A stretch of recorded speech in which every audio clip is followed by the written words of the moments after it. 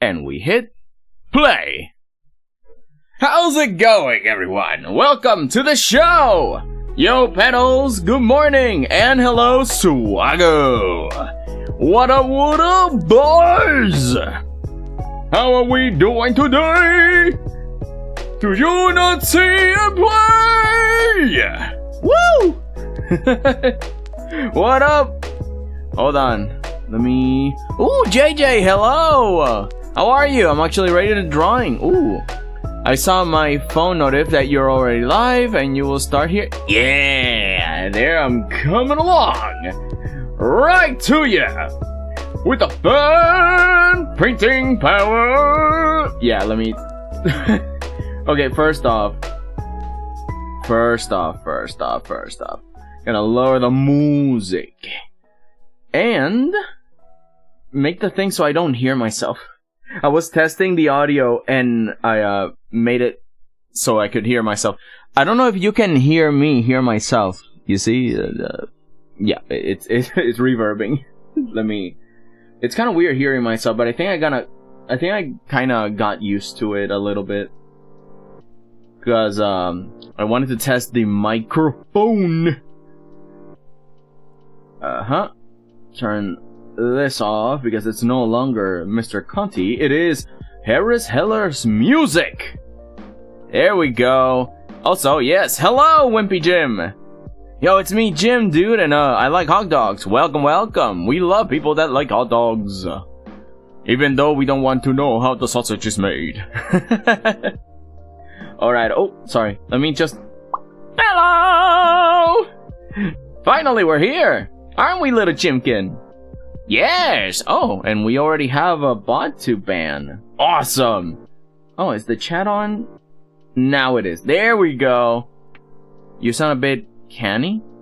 I do? Okay, let me check my filters. Let me check them. Open this. Do I sound uncanny now? Get it? Uncanny? How's this? Is it good? Is it bad? I don't know, man. I forget how to do this. Yes? Better? Much better. Okay, so it was the filter plugins. Okie dokie. Yeah, because I was testing the previous one and I was like, it's good enough. But in this one, yeah. It's just that at some point, if I put too little or too many, it kind of muffles me, and then it's not ideal. But on the other ones, I sound like a 19-something radio show host. Oh yes, hello everyone. So I guess it just depends. Alright, let me look at me hugging the screen. Let me move away. Alright, little Chimkin, time to shrink into a little guy, so we don't get in the way of all the fun. Come on, little Chimkin, you got this. Oh, Chimkin, I said come here. I said come here. No, but shrink!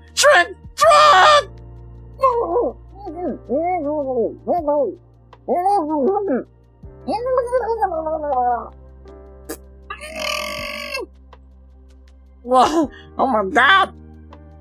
Don't do that, little Chimkin, you're evil! Alright, hold on.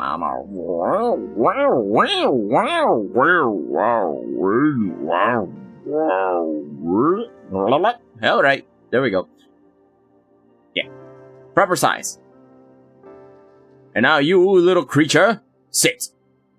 Good boy. What's going on? Well, shenanigans, as usual.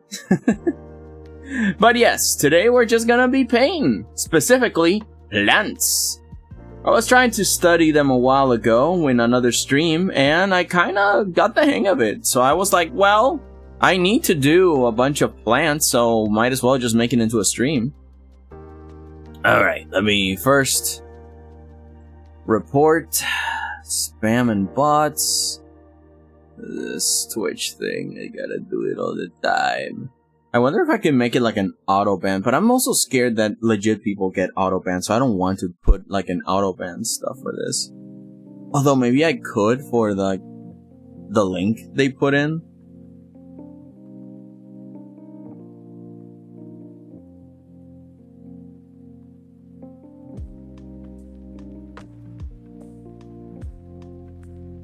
There we go. Obvious body, relevant chat, weird links with offers. Block user. Get out of here. Alright. Let's do it. So, gonna bring up my tablet. I already got my headphones on. So yeah, how are you guys doing? Oh wait, are my sound effects on? No, they're not. Lizard. Ah yeah. They bypass it anyway, it's annoying. Ugh. I can only imagine. Let me put this away. I think everything's fine. It's kind of weird that I got like a... Well, not a copyright claim, but I got like a muted thing on my Twitch. Because apparently there was like a song that wasn't from Harry's Heller. It's Sand by someone, Dada Doo Doo something. And then I'm like, wait, what the... Since when did the Spotify... Because I use Spotify for it, right? And thankfully it doesn't have any ads because Brave browser. And and somehow it's like weird that it just popped in. Now I gotta deal with that. I can't believe this. Anyways. But at least, hopefully everything's fine. Everything's good. Let's see. So, we got a few pictures that I took on a trip that I got. Well, it wasn't like a big trip, but it's one of those. Okay, I think it was last stream that I told you guys that my mom and we were driving around, right? And we had like an appointment with somebody. And the thing is that we drove a long way. And then we went into a Walmart because we were early. So it's like, well, while we wait for the appointment, we'll just wait in the Walmart and start buying a few things that we need, right? So we started to fill the cart. We started to do a bunch of stuff like, oh, I need this hand truck. Oh, we need working gloves. We need these tools. Oh, well, we need glass jars for like when we chop vegetables, we put them in a jar and then we just use them, right? We use the chop stuff. We don't need to always chop it all the time. And instead of using, because I took like the jam jars for jelly and stuff, and I used them for it. But the problem is that the cap at the top, it becomes to get a little bit rusty. So it's kind of like, yeah, we need a better container. So we get fully glass jars and whatever. And also we need a bunch of stuff. The point is, by the time that I was waiting in the checkout line, and then I was just sitting there and like, Mom, I forgot that Mom needs like sandals. Hey Mom, I remember you need sandals. Go look for them really quick. And then I'm like, nah, it's gonna take a while she puts them on and stuff. I'm just gonna leave the line and go for it. And then I find her panicking because she realized something. She left the wallet and she left her driver's license. So she was driving and she was about to pay and everything without it. And then she looks at me and it's like, but you got your driver's license recently, didn't you? And I'm like, yeah. And the appointment was in a mountainous area and I'm already very nervous about driving. And driving on a mountainous area where cars just pop into existence in tight curves and stuff. And I'm here like, which is... Look at this area. Look how it looks. Like, I'm not gonna show the road or anything specific because I don't want to dox it, but like it's a really pretty beautiful place. But I was still a little bit nervous. I did good, no problems at all. But because we went into a slightly mountainous area, it was a really pretty moment, and I had to wait outside for something, so I just started to take pictures. And again, it's one of those things that through observation and your own phone, you can just start taking references and pictures. And nowadays, cameras are really good. Look at this nice quality. Like, it's serviceable for what we're trying to do here. We're trying to look at textures and imitate them with brushes. We don't need to make them perfect. We just need to do that illusion of painting. And, yeah, it also doesn't have to be perfect, so long as it gets the right vibes, right? So I wanted to try this composition. It's really cute. Also, the colors of this green, like the ones that are on the shadows, are a little bit more blue. And when the light hits straight up, it's a little bit more bright and yellow. So there's like a combination of greens. There's like the bluer greens, and then there's like the more orangey greens. But even then, it's very rare that in here there's like an orangey color green. Like maybe around here. It's one of those extra. You'll see this one over here. This one has plenty of creams and oranges, as you can see with the color picker. Like the hue wheel goes into orange. But then on here, it will go a little bit closer to blue. Like, it's shifted a little bit. It's still pretty bright, but the greener I go, it kind of like the picker goes up and down, but in this case, in the cooler colors, it goes down to blue. Look at that. Look at the comparison from here to here. It's a switch. It's a big switch. Oh, and the darkest one, oh wow, like it went all the way down. Look at that. It's fluctuating to a bluer green.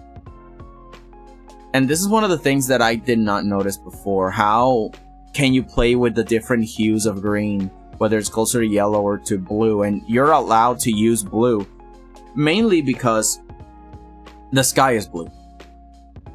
Yeah? Oh, sorry. By the way, dudes, I've been bedsick all week. The past 2 days, I've been feeling better, though. I'll be back on my feet by the day or two, I think. Oh, I hope so. I'm gonna send you with, like, a bunch of soup. If you know got soup, I send soup. But, yeah, what's up?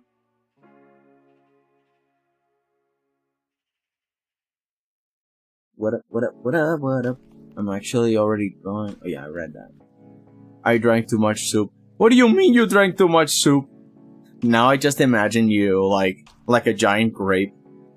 It's like, JJ, are you okay? Goes into the room and it's just like a giant person. Like ball, kind of Willy Wonka. I drank too much soup. I'm gonna explode. Boom. Oh wow, this is the bluest green that I've picked here.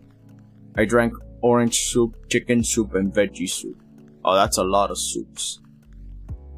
Speaking of what's up, it's like what's soup? Oh no. JJ gonna explode. There's too much soup, dude. Oh wow, I like this. I like how the hue is going crazy. Orange, green, blue, blue, orange, green, yellow, orange, brown. So there's this nice range over here. I like that. And the thing is that it's got to do with a phenomenon that is, oh god, what's the name of it? Wow, great thing, dudes. You are such knowledge. Yeah, you for getting bright, excellent concepts. Amazing. Oh, bounce light. There it is. Bounce light. Because I can have, like, a pure green object. Like, this is the natural color of the object. Let's click this. And then you notice that the sky is, like, blue or something. Let's make a new layer for the background. Say the sky is blue, in this instance. And so now, you have a light source that is probably pink, let's say. A pink light source.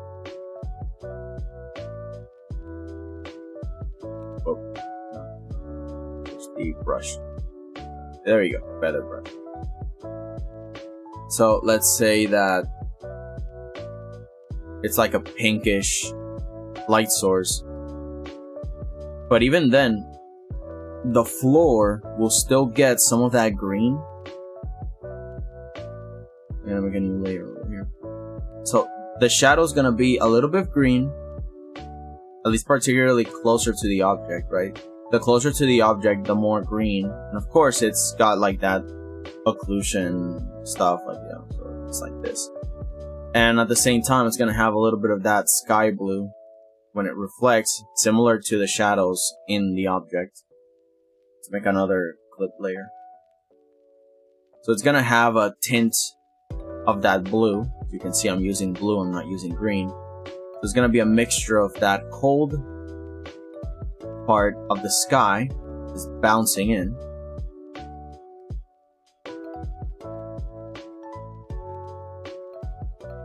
And at the same time, it's gonna have that pink coming in from this side. And if it is a different color, of course. But you see how vibrant this green is? It's not just painting one thing a single color.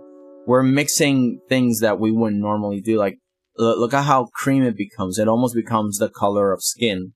So we got like this mix of cream, and then the lime, but then also like this cold green. And the shadow on the ground is not black. The shadow on the ground is a mixture of the sky, it's a mixture of the object. Like, all the colors are bouncing around with each other. And we gotta take that into consideration, and it's something that I haven't taken into consideration for a long time. Because here you notice how the sky, that blue, is reflected on this rock. Look at how blue it becomes here. And then how it becomes a little bit brighter, but it's still in the blue. These are like blue grays. And the green still does not fly onto the lime greens like this one. This is when the sun is hitting it, but when it's in the shadow, it takes that common denominator, like the natural green, of course, but invaded by that sky blue. It's very fascinating. It's only in moments like this where you start to get like a really bright reflection of yellow, and even then, this green is still, you know, the natural greens, and then suddenly, boom, blue, blue, blue, blue, blue, blue, blue in the background. Of course, there's like the fence, but the shadow of that green is a lot more bluer, or at least more pure green. Like, it's fascinating. I love this. And so that's pretty much what we're going to be doing, slowly but surely. Just delete this. But beyond just color, I also want to imitate texture, which is part of the shading discipline. Because as you are doing a surface, you're not just doing a surface.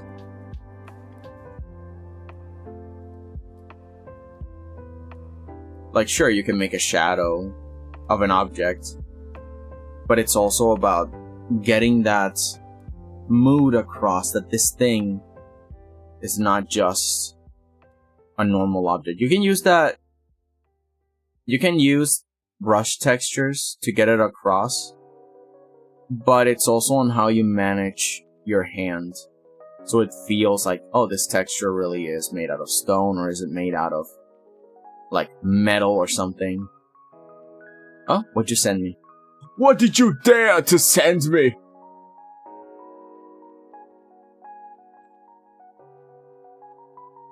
Oh, this isn't my... I was looking at someone else's server. Hold on. Oh yeah, this is the notification that I'm live. No one else, right? Okay, let's see. Let me check. Oh no! JJ is full of soup. No! Hold on, let me show you guys. Discord. Window capture. Oh, here it is. This Discord window capture. Look at that. Oh no, JJ drank too much. No, JJ, no.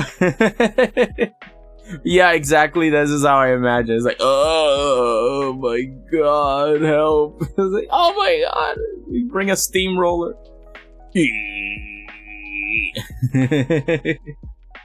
Yo, Waffles, hello. Being sick used to be a day off in school.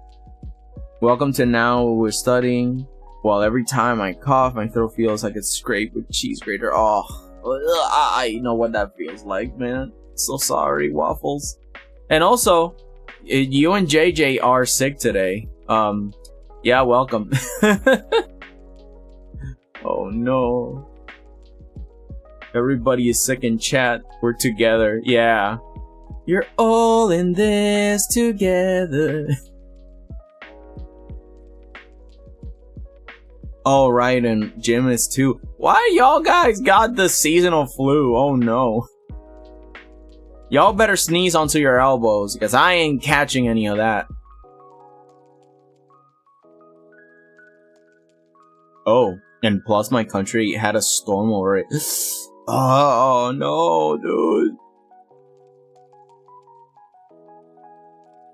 Is it like a typhoon, a hurricane, or like a, or just like a big storm? I guess either way, it's not a good. I hope you're okay, and that you stocked up on of items, and you're safe and cuddly. Man, when it's hurricane season in here, it's crazy. That was a small storm. Okay. We don't get storms here. Oh, that's okay. I mean, it's, yeah, that's the other thing. If you don't get storms, you're not used to it. Unlike us, we're used to seasonal storms all the time. So it's like, yeah, it's that time of year. Like, get your windows ready. We're gonna get freaking destroyed. And I was very scared that hurricane that hit Haiti and Jamaica was going to hit us, but at the same time, it was like, oh, it's just a category 1. Why is it slowing down? Oh my god! And then it started to grow into a category 5, and god, I feel so bad for those islands. They got the full brunt of it, and it's so tiny. It reminds me of what we suffered with Maria. It's insane, dude. So yeah, I feel for anyone that has storms, even if it's small or big. It's just very scary sometimes. I like this thing on top over here. I don't know if you guys notice how this topology.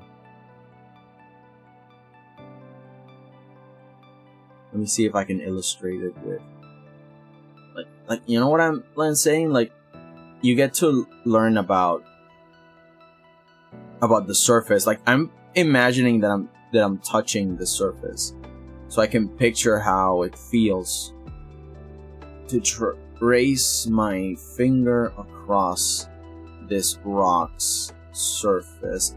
Like, you see what I mean? It's fascinating. You get to understand that topology, that perspective, that point of view, and then you get to imitate it. How far away must it be? So then it can be like this forced perspective. Wait, there's like a little dent here. And then it goes up to the top, and then it goes down the slope. And it goes here aligning with these.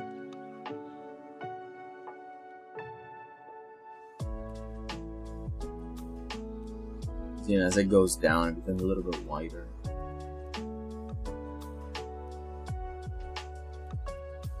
This is a good exercise. If you want to understand that topology and stuff, you need to touch everything you take pictures of to understand all the slopes and valleys, and kind of make this imaginary path as you draw. And shade to make sure, like, oh, shadows go here, oh, light goes here, and it refracts. It's fascinating. It's pretty good. It's a pretty nice exercise. So if I do that same here, if I do that same thing here, I can make like a sketch of what I want this valley to look like, and I kind of get accustomed to what normally would be on this kind of rock. I'm not gonna color this art nor finish it because I don't know how, but I'll send you what okay, let's see. Oh, the little placement of the panels or the brick layering, depending on what kind of building this is, or if it's local, if it's masonry, if it's wood. What purpose is it? How big is it? Because I see this arch bridge and I think, oh, it's meant for people to cross from one building to another, logically, and at the same time passing below it. Yeah, it's architecture. It's a professional game of perspective. But if you master it, people will be hiring you in a heartbeat. Because seriously, if you master perspective and making buildings, it's just you're set. Any project have you been working on? Yeah, I'm interested. Have any of you guys done anything new this week? Besides what JJ's been doing. Oh, there you go. Now you guys can see what I'm doing. So I want to make this entire side shaded. And this entire side, I'll make it semi-shaded. And then this part full of light, because it's the face that is looking at the light side. So we start building up with bigger brush strokes. We start putting in. I noticed that there is this pinch here, this line here, and then there are these two shadow valleys. So I'm going to do something like that. I'm going to put a light here, and then I'm going to put a shadow here, and then a shadow here, and a shadow there, to make it seem like there's like an indent, and then there's a few holes in the rock. So I'm going to put another shadow here. The rest is going to be lit.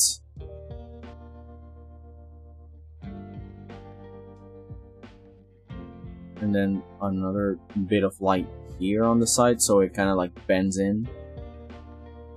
And then this side gets a little bit more light.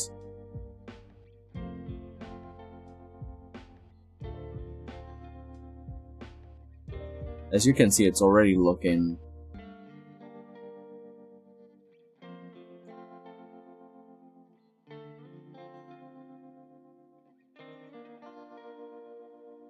the tricky part about this is how we can't use lines. We gotta convey everything through shading.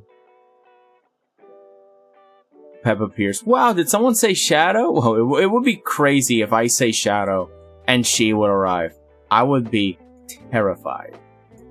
She will be growing too powerful. From far away on the ether. She realizes shadows around her. Shadow? Oh my god, it's Shadow! I was like, no! Stop! I'm not talking about it! Alright, now a darker color. And this is the interesting part. I'm noticing that there's like little tiny moss bits. So let's try to imitate that. This feels a little bit more like making stains and pointillism. So a good brush works, but at the same time it's your skill to make like these textures feel similar. Like you see that pattern, I see the pattern, I'm trying to imitate it. Tap, tap, tap. I'm tapping and I'm also doing squiggles, but I'm also tapping and doing squiggles. You see this kind of sort of pattern, and then combining them, it's like, oh, this one looks too much like a Y. Let's do something a little bit more blobby like that, you know, and then keep doing pointillism around. And that's pretty much what I'm going to be doing for the rest of it when it comes to the minor details. But for now, let's start doing the darker spots. Okay, where the light definitely does not shine. And this darker shade, maybe a little bit brighter. On the very area, I'm selecting the tones that I might want to use. And then I switch to whatever is more convenient at the moment. Oh, that's a little bit brighter for you.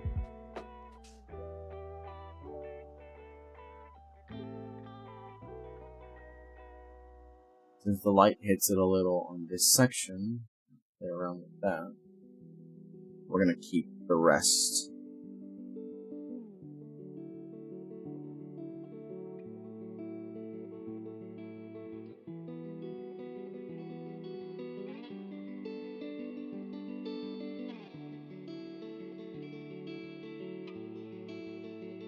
Let me expand that shadow across. this part, and this part should be lit up. You know, it feels a little bit more like there's a border where the sun hits and where the shadow starts. And start putting some in-between shading there.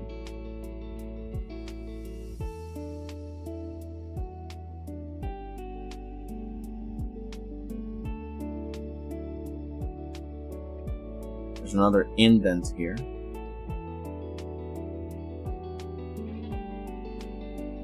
So we will have this light, of course.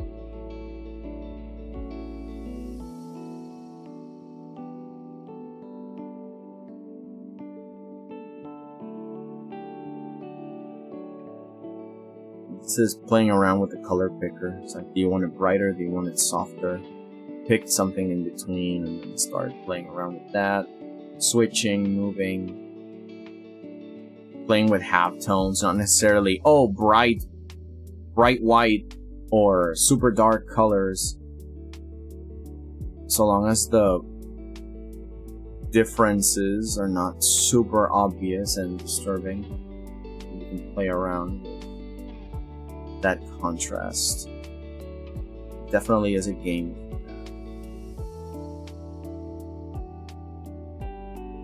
Layering little by little, multiple tones. Patiently placing things around. So one thing goes from dark to light. Darker parts are hidden. The lighter parts become a little bit less.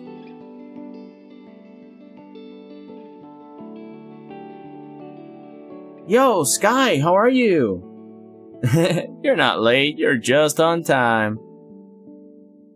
I'm just starting to work on the texture of this rock. Like from far away I'm looking at it and I'm trying to figure out how am I gonna imitate it.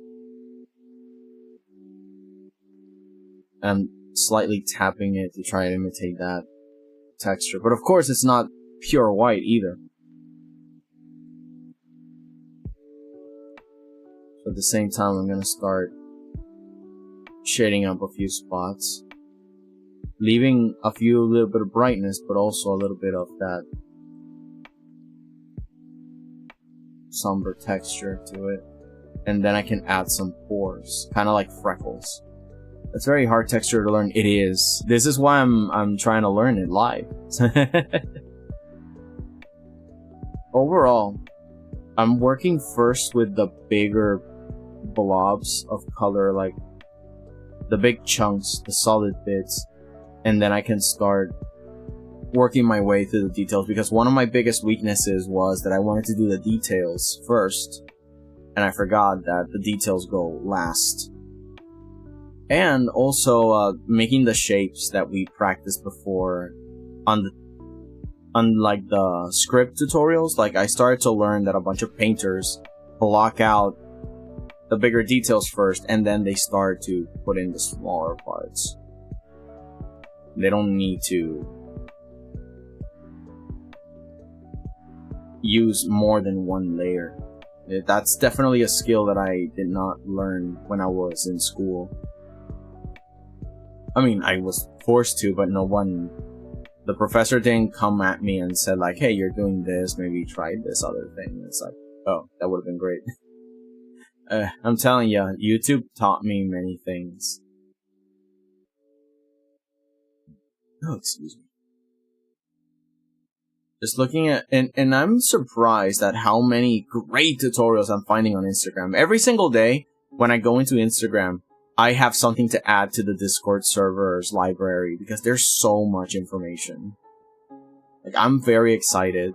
It's either good advice, so people can go on about their day and be good artists and not have to worry about all of the fear-mongering on the internet, and at the same time, fantastic tutorials on how to do, like this one texture that is really hard to do. It's fascinating. I love it.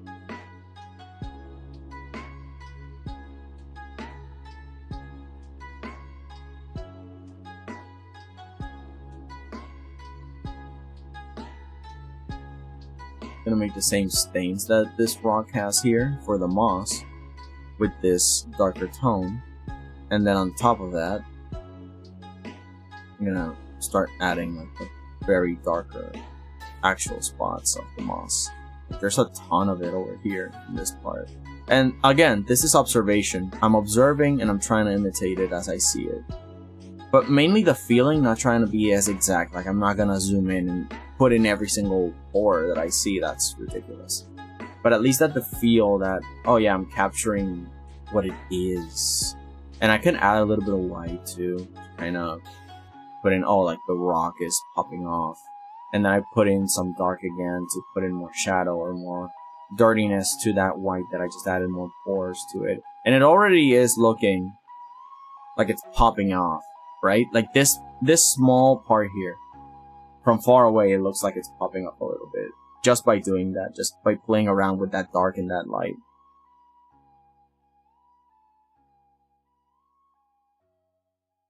There's like this trail to the side too. Let's add a little bit more white here. I remember majorly leveling up my texturing just by wanting to imitate a background in animation versus animator. Animator versus animation. Turns out it's called a study. And then YouTube just started rolling in tutorials for me. Yeah, exactly.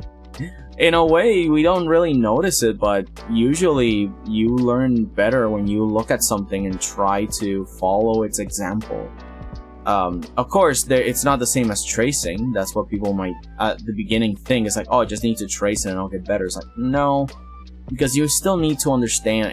And I have seen this video from this guy, right, that is teaching tutorials and whatever, and he mentions, and I agree with him, that he is saying like, oh, students can look at a bunch of tutorials, but these tutorials, if they don't show you the real reason as to why this thing works, like the mechanisms of the body, for example, then it's going to be a lot harder for the students to understand the concepts, because they're not understanding the fundamental inner workings of the human body. And so drawing an eye is just following a formula. You would be like, oh, just do 1, 2, 3, 4, and there you go, you got an eyeball. But it's like, yeah, but what about the sides? If you understand how an eyeball functions, how it's built, you can draw it at any angle.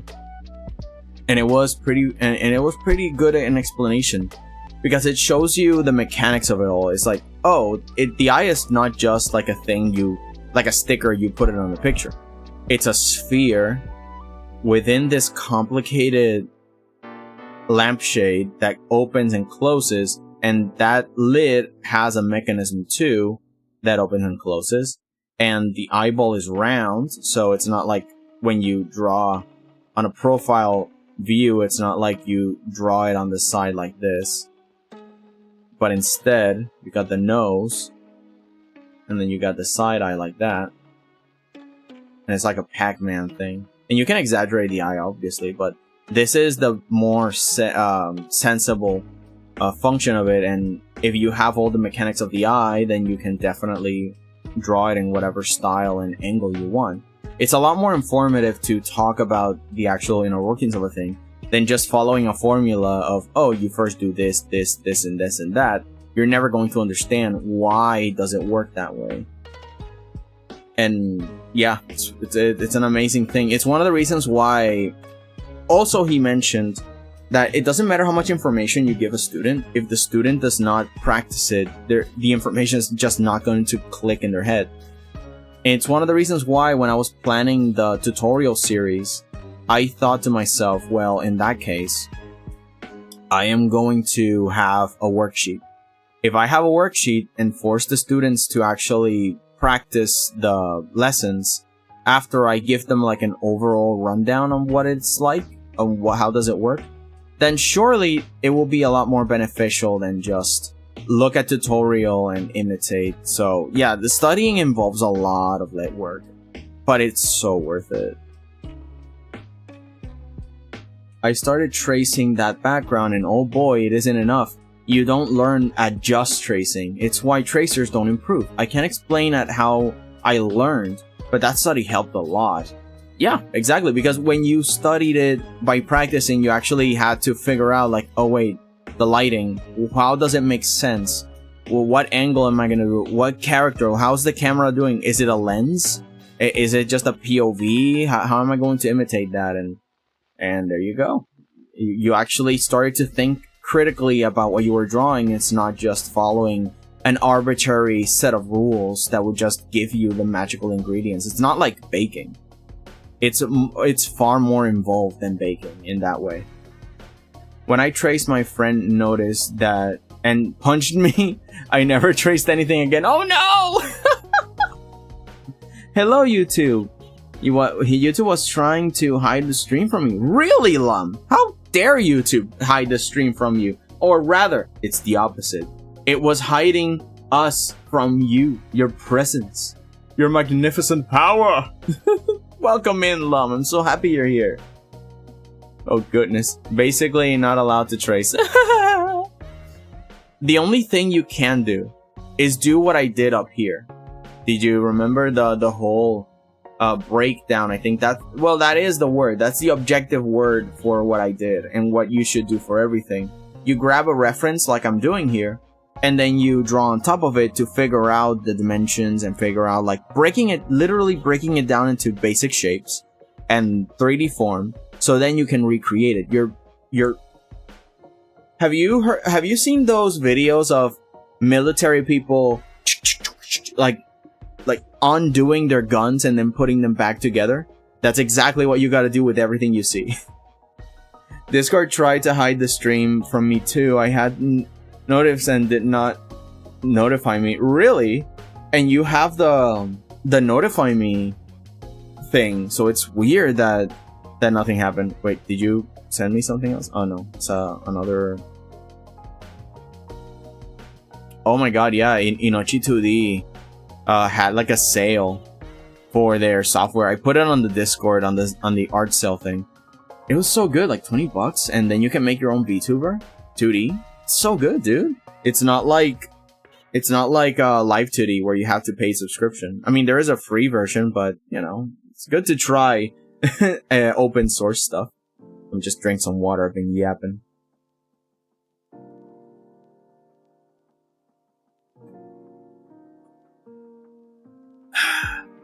All right. Oh, and let me take a bite out of this. Hold on. I have another egg. 1 second.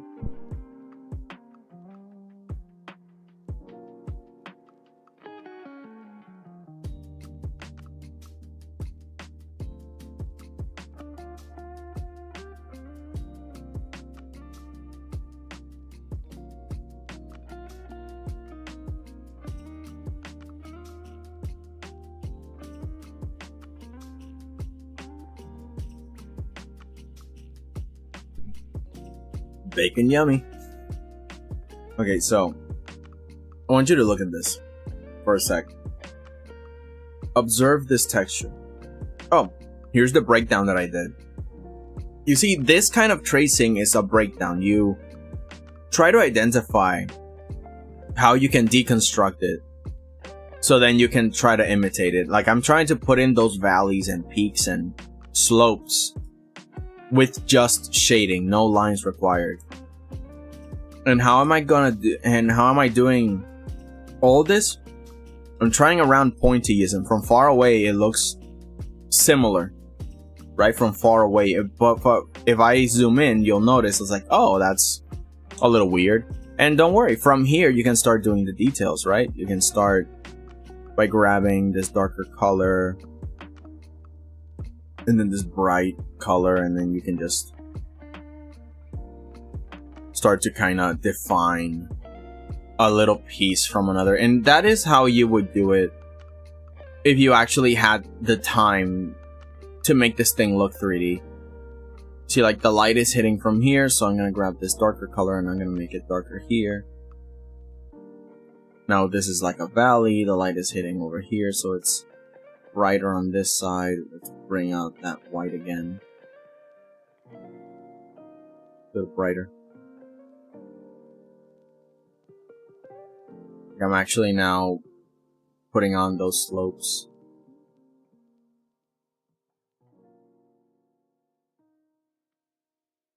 those little mountains and ridges. But that doesn't matter if, you zoom out. You don't have to do this.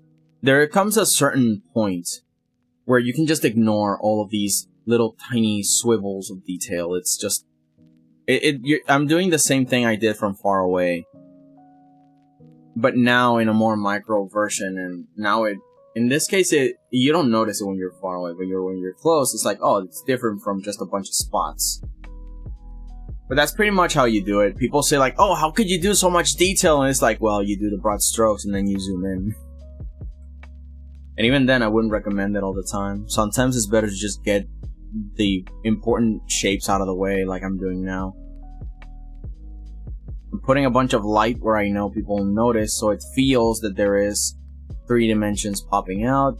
Some shadows here, some shadows there, where it feels, not is, but it feels real. Oh, and also I'm drawing on the wrong layer, because if I turn this off, boop, all of that goes away. Great. Amazing. I'm a genius.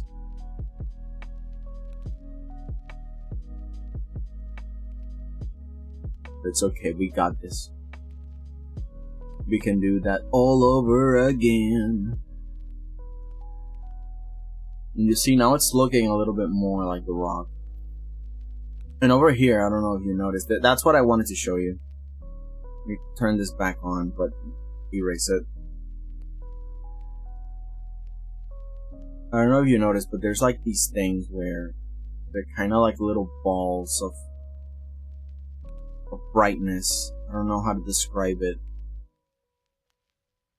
And then there's like a shadow hanging out. It's just a bunch of lines. I don't know if you guys can see them too.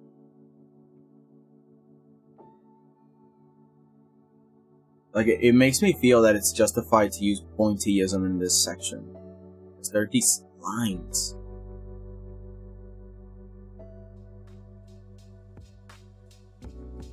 Like you see it, right?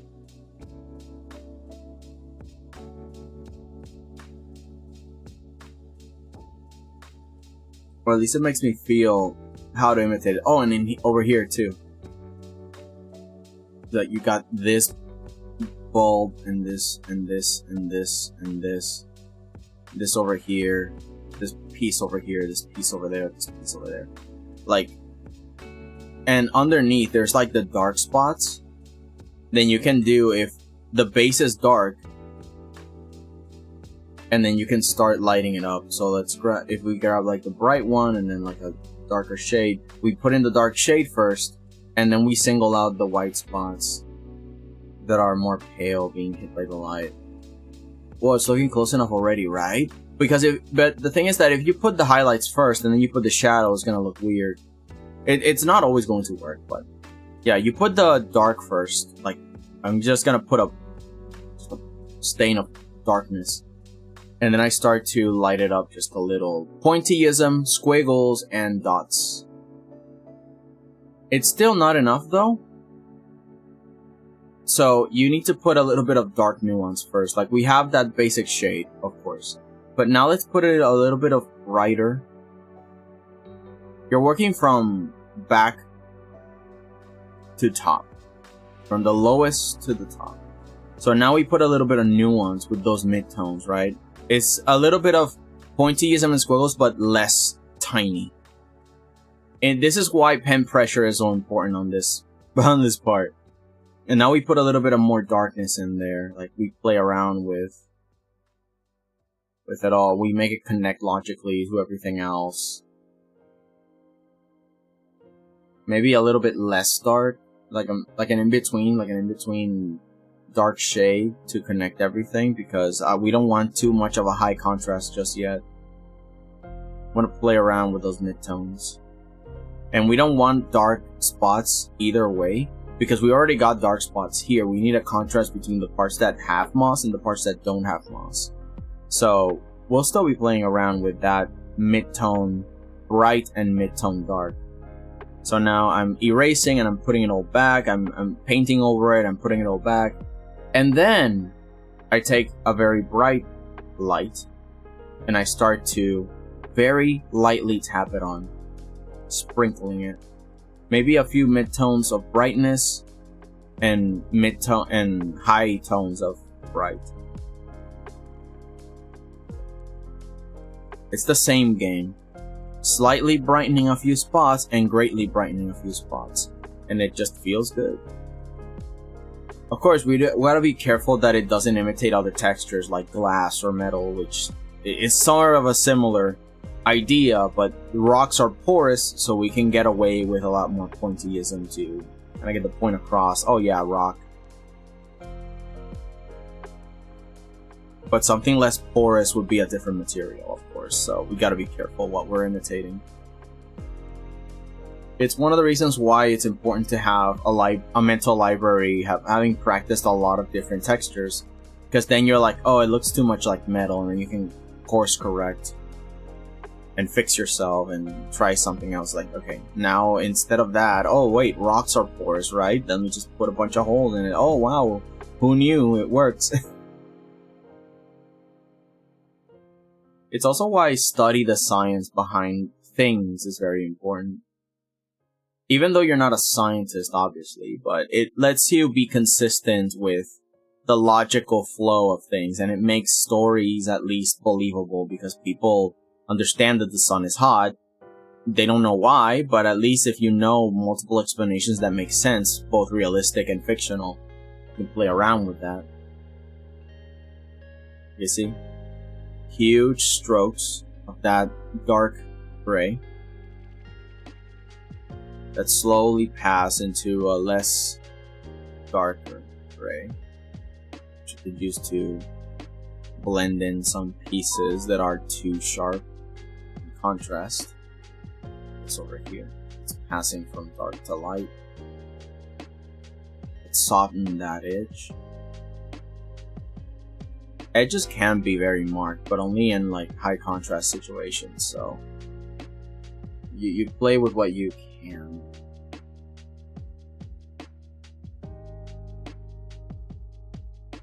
And now we put a little bit of that bright gray and very bright color. Of course, this section is still hidden from the sun a little, so we can put in even a little bit more high contrast.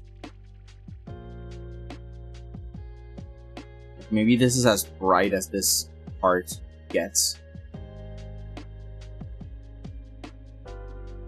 And even then we can add some brightness. Later we can put more shading. Of course, at the border things become a little bit more obviously clear.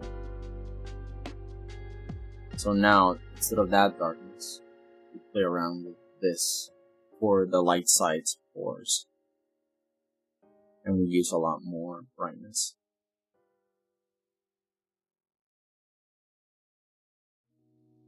We try to follow that grain of the hill.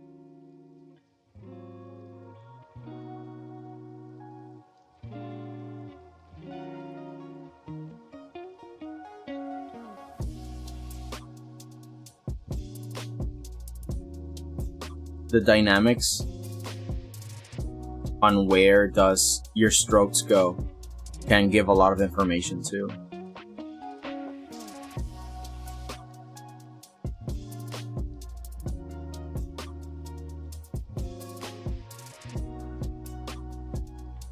The light hits it over here, so I'm going to put a bunch of light there on this side. And I'm going to leave it shaded on this side, but probably a little bit darker, not too much though. Just a little touch. I just finished a silly drawing, 𝐏𝐻𝐻. Oh no. How silly we talking. I'll see it in a bit, hold on. Alright, let's see.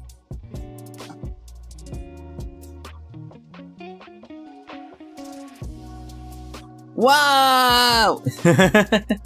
Very silly, but also genuinely good. You see, you're also employing some of the things that we're doing with the midtones and stuff. This is a very picturesque form of shading. I like it.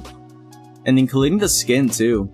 You're adding a really nice range of tones here. And if I'm not mistaken, there's a little bit of green here, I noticed. Which works. like if you play around with skin colors, sometimes a little bit of an unorthodox shade, and it might be a sketch. It might be like, oh, you did the sketch in like green highlights and stuff, but it actually works. It's not bad. Could be like, I don't know, like a stain, or maybe again a reflection of something, because even the skin, if you put your skin next to something, the light will bounce off from an object and your skin will get a little bit of that tone. So maybe she's like around something that is green, so the skin looking green like this, it's not weird, but it's very, very cute. Well done. And it's in the pants too. Like I like it when brushes have like this picturesque thing. Green keeps coming from nowhere. Literally no green. There's always a green. Oh god, your program is weird. It adds green out of nowhere. Why? Why though? Is your color palette all messed up, all jumbled up? I like the expression in the body, very warm. Yeah, I know, right? It feels like a sunny stroll. Let me get another bite. Hold on.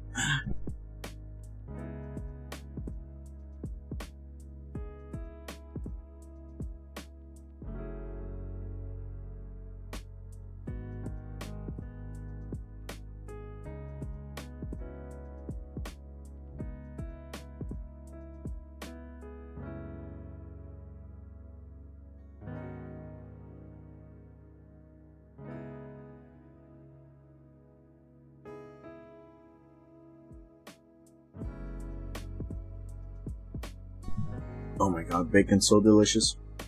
But really, it's Clip Studio? Why is it hiding green? I don't get it. How does it add green? Because you're using like these palettes around here. And yeah, sure, from yellow you pass to green. It's kind of like the obvious hue shift here on the top. But it's sort of strange that it pops in with green. It's a very faint tint of green. But I can see over here that there's like a line. You see it too, like a brush stroke? On this section of the hand here. So this is why I thought that the green was a sketch, because I saw like this stroke over here. And I'm like, oh, it's probably the hand sketch or something. I can't tell. Oh, and this one, my Twitch chat is blocking it. Let me look at the hand. Yeah, I don't get it. It doesn't look like anything. Huh. Oh well. Maybe you're using a brush with blending. Some of the brushes have a slight hue shift effect. Oh, maybe. Are you using any special brushes, JJ? That could be one thing. Wow, look at that. Look at the rock from far away. I stopped looking at the rock for a second and I like how it's looking.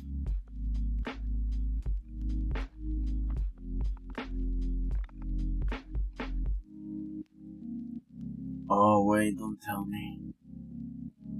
Don't tell me I've been painting in the wrong layer this entire time. Yep, I've been painting in the wrong layer this entire time. Goodness. Alright, let me just... It's a vector layer, so I can just grab it all. Control X, Control D, Control Shift click, Control V, Control E.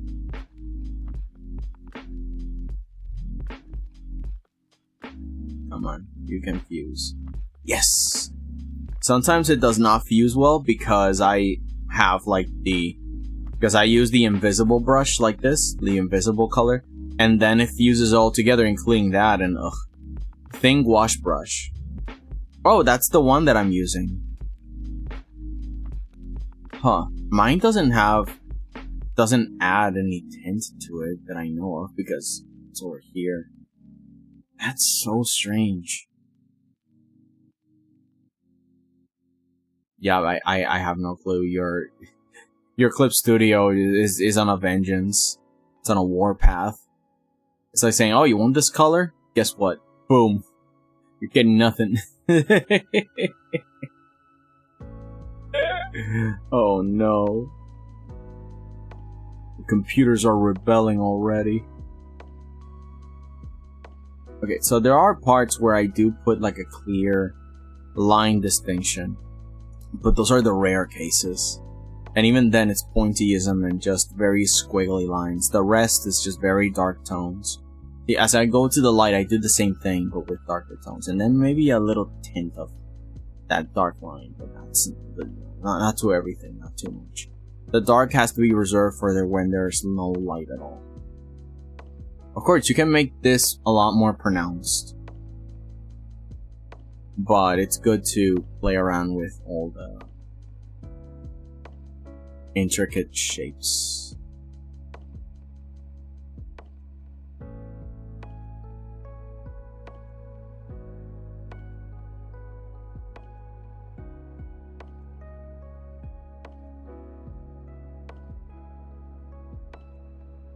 I'll send you a video of it doing that. Alright. Still, it's so strange. Never have I ever. Oh, this is the part where the moss kind of takes over, so let me just put like the darker stain here. And then fill this entire spot with the moss. Did a nice crevice for it. And then I'll play by breaking down the stones and putting a bunch of spots everywhere, a bunch of porous details. From far away it doesn't look like, I mean from close up it won't look like much, but from far away there's like this split too.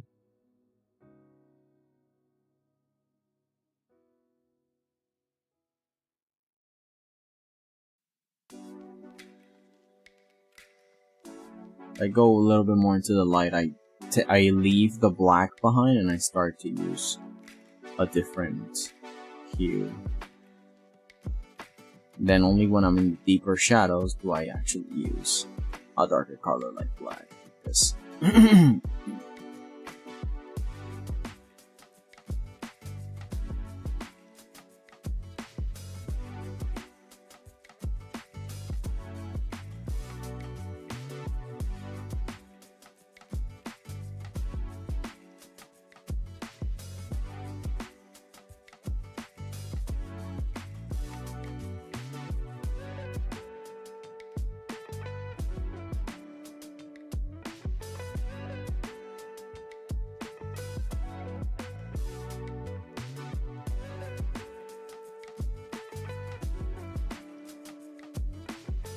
oh yeah, if I don't have nitro, or you don't have it, or the server doesn't have it, then the information sharing is very limited. It's why I use this thing that they recommended to me, 𝐀𝐫𝐭 𝐒𝐫𝐿. It allows me to send up to 200 megabytes. So this is how I send videos and stuff, because it's convenient.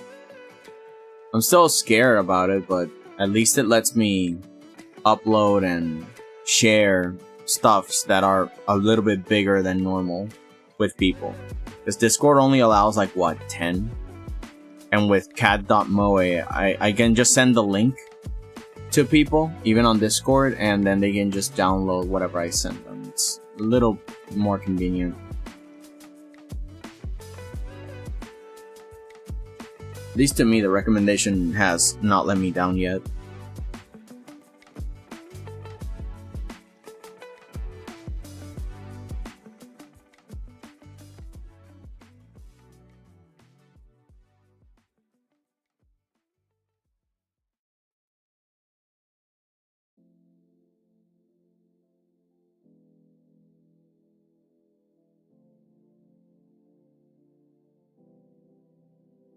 I needed to really speed it up though. Yeah, to make it smaller as you exported it. Yeah, I can see that. I've done it before. I had to cut it, I had to speed it up, I had to change up so much. And I'm not good at video editing, it's not my favorite part. But yeah, you gotta learn the tricks to make it work.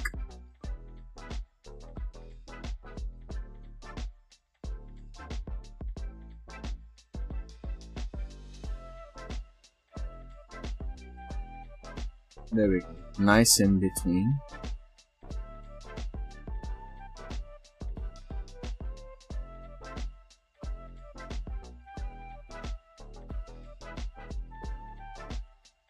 The hue shifts on this rock are so subtle that I can barely understand and keep up with them.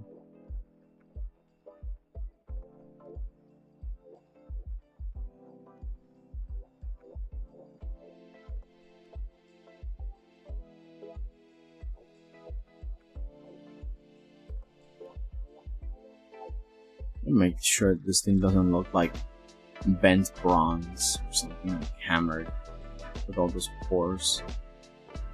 But I can fix that with the actual sparkle brush. Like, I don't need to put that much effort on the pores, the actual little detailed pores. It's just a nice thought to have a good base or a good general shape for them. You can play around putting them yourself on with the sparkle brush, with the spray brush.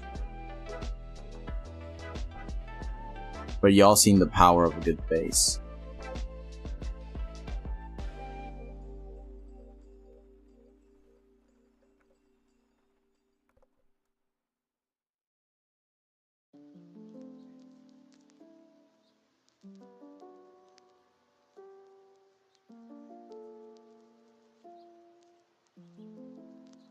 And from far away, we have a little bit more blocked shadows.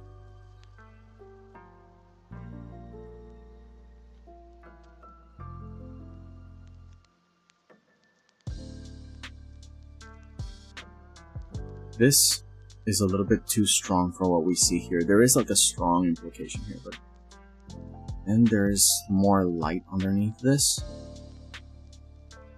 showing that more spots are looking at the light than into the dark, so let's hide that. Play around with midtones through it so the shadings can be well balanced. Let's put in the darker tone at the bottom. Feels a little bit more pronounced.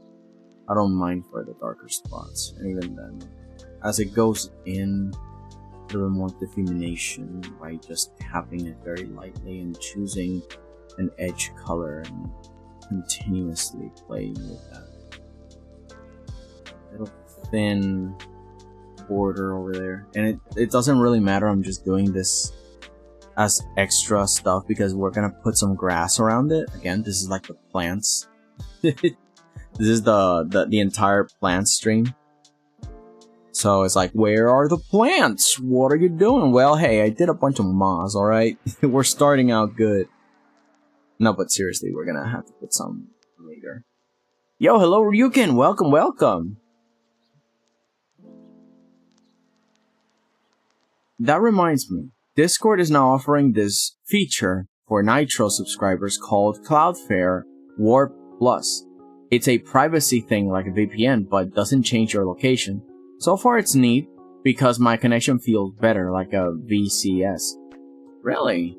Never actually felt that, or at least never saw that. The only thing that I saw was like the recap thing that Julius Cartoonist kind of warned us about. Something about a privacy leak, I don't remember what it was. But it's why I haven't touched it. I trust you guys with info. That's the point of the server. My Wi-Fi can't load your Twitch. Yeah, Twitch is weird. Sometimes it works, sometimes it don't. It can't even. But it's fine, it's okay. At least you're here. At least you made it to the stream of the beams of moonlight. Let's make this indent a little bit deeper.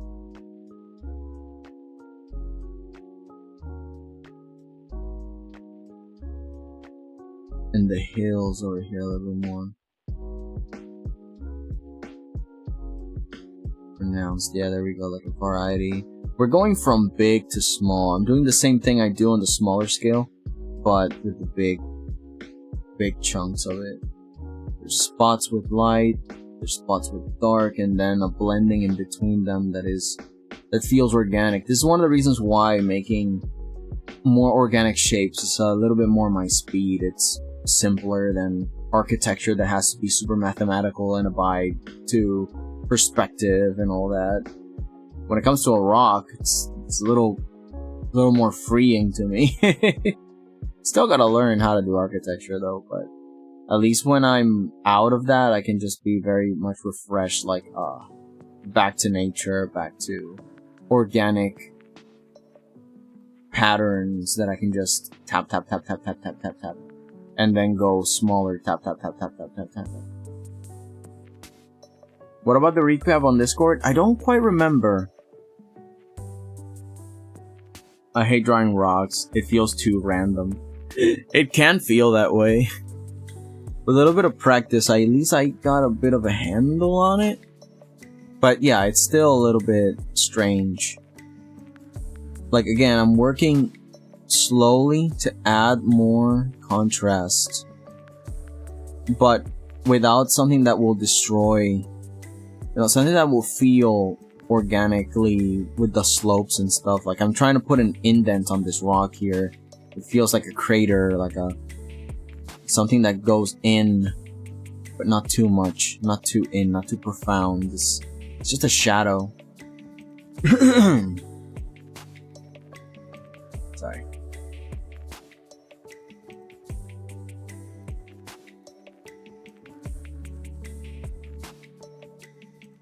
And in between to kind of blend them together.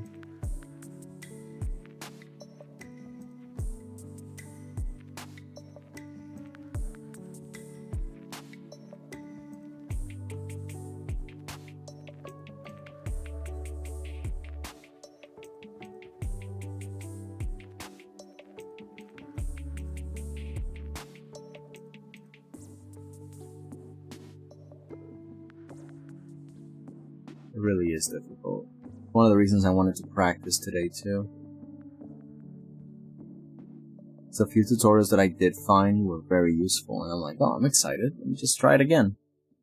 I had fun the last time, so yeah, let's go. Put a little of that darker tone.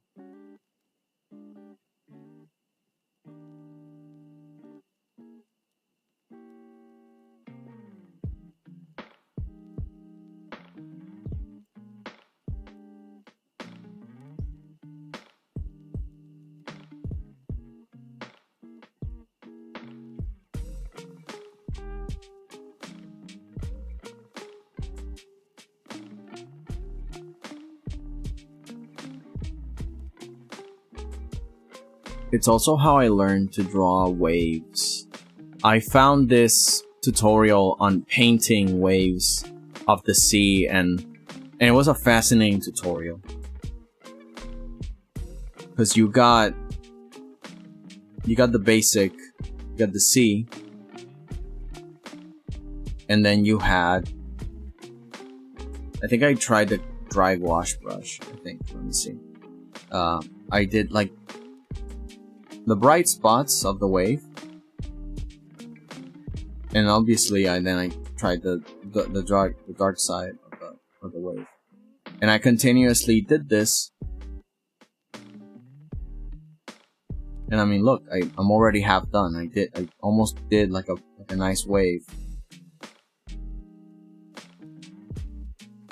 And playing around with the same pattern over and over.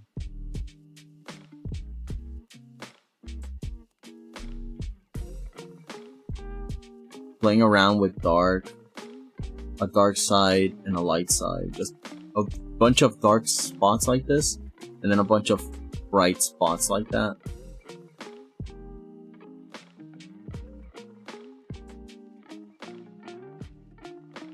Of course, you can change brushes too.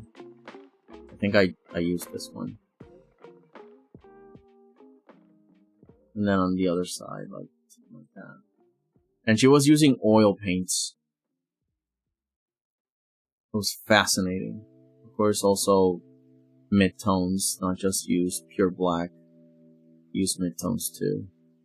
Kind of blend them in. got like this nice foam looking wave here. Yeah, it's some midtones and then another add the light again. And then the midtones with the darkness, the dark side of the wave. You already can see that I'm slowly rendering something that does resemble waves. The closer they get, the more details they come, blah blah blah. And we can do this all day. But it was a great tutorial, and it was oil painting tutorials. The skills translate from one point to another. It is great. You might think, oh, but it's painting. I don't do painting. It's like, so? It's all about the technique, the style. Like SpongeBob said, technique! Technique! Alright, let's see.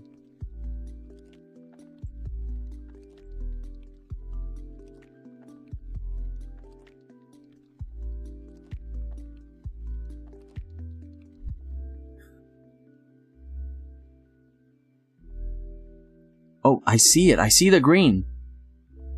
And you're putting in the colors. Why? Why is it green? Why is it green? Oh my god, I see it. Why? Do you have a blending mode activated on like a top layer? Like, do you have a layer on top that is affecting your lower layers? Maybe? I think.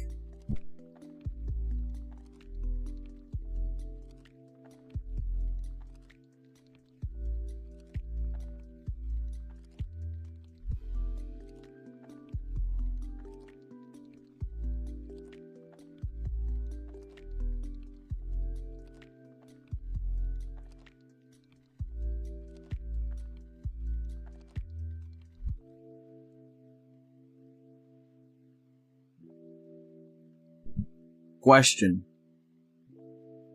If you take a screenshot and you send it like to yourself and you look at it through your phone, is it still green? It could be a monitor thing. Right? If it's not a blending mode thing, it might be just a monitor thing, right? Or any video or any picture that has this same color on your computer, the same one, look at it from your phone. Are they the same? If the answer is no, then it's probably the monitor. You know, compare white balancing, compare color coordination, see if the programs line up. Thing is, I've sent your screenshots like the girl is the screenshots, and still I can see it.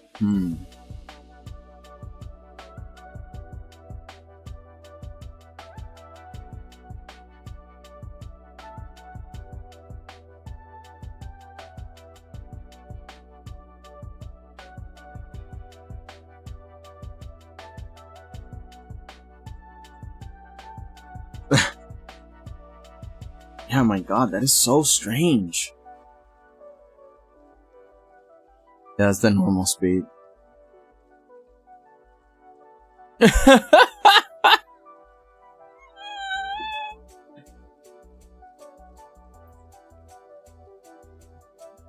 in the universe? Let me try that.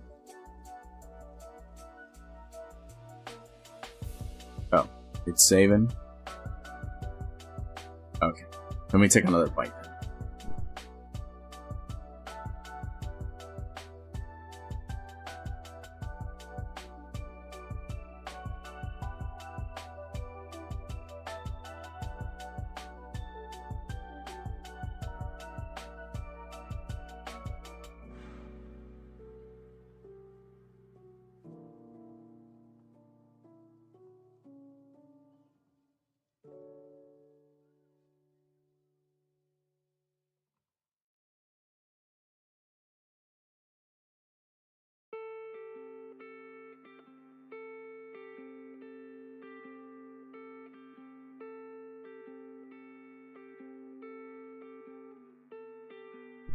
Oh, just in time.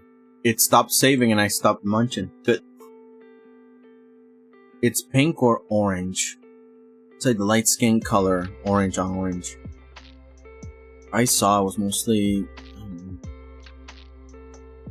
like, I don't know, let's play around with this. We got this.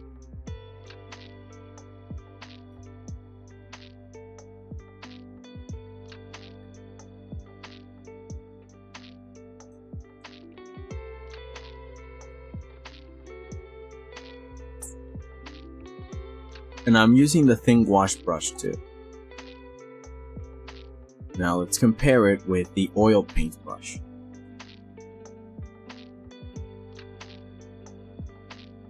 Let's compare it to the dry gouache brush.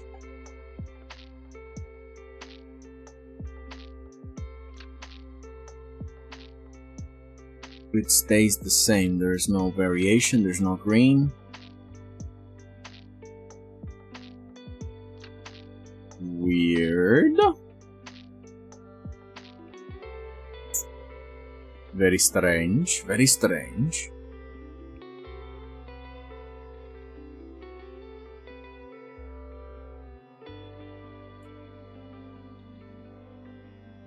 Like a more pinkish orange, like this. Like rosy cheeks orange.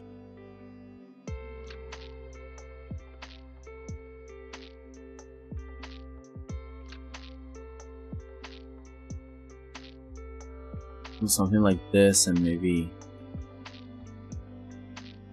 brighter like that, and darker like that.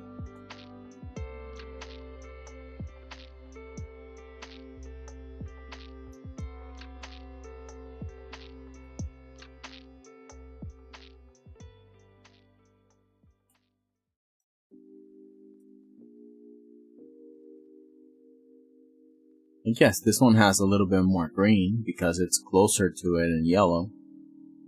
But these are far more orange. They don't have enough.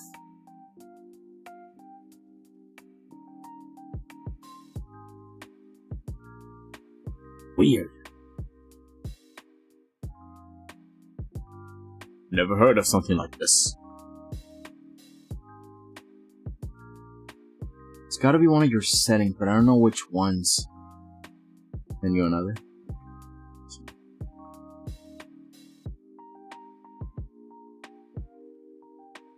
I did see two of them. The second one is kind of like the first, but it's not fast forwarded.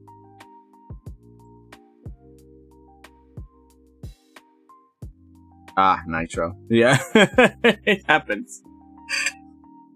Ay, ay, ay.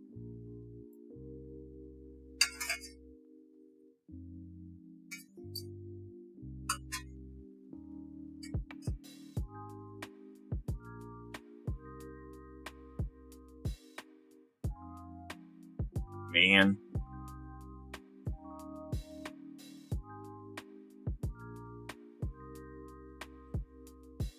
And nitro ruining everything. How could it?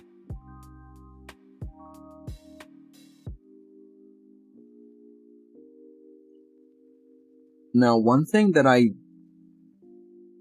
did that I should have done since the beginning is to grab. Look at all this. Look at all this blue. Again, this is blue from the sky. It's being reflected onto this rock. Like, yeah, there is oranges. Oh, and that's the other thing. Look at that. There's like oranges from the light that is hitting the plants. So in reality, we've been practicing like this shading stuff, but we haven't touched upon the color. And this is one of the reasons why gradient maps are not going to be like the best thing to try here. Because for porous rocks like these, there's like a variety of different grays. Like, look at this. There's purples, there's blues, there's greens, turquoise.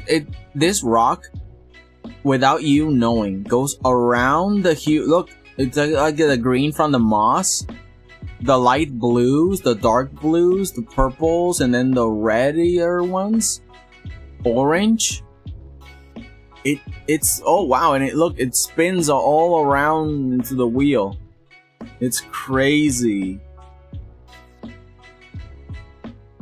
And you wouldn't see it from far away, but you can notice like there's like blue on it And then there's maybe like orange, but purples and greens and such, like this rock is so vivid. They're so random, yeah. You fixed it? Oh, the video. You fixed the video.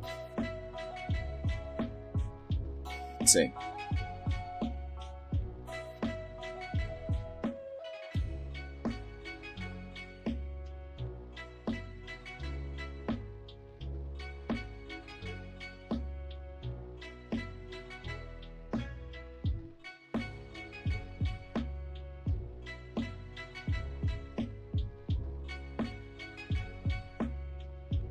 Huh.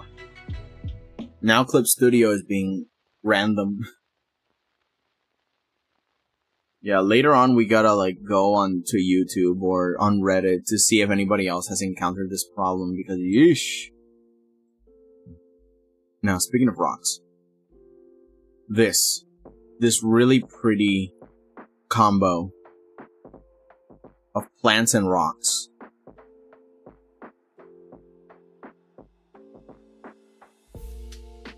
I'm gonna first go with desaturated.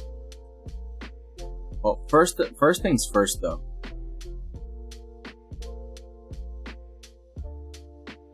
First there's like the negative space. Let's draw the hole itself. Imaginary perspective lines. Just so we have the idea that we want this to be the focal point. Doesn't have to be perfect, just so long as we get the idea, right?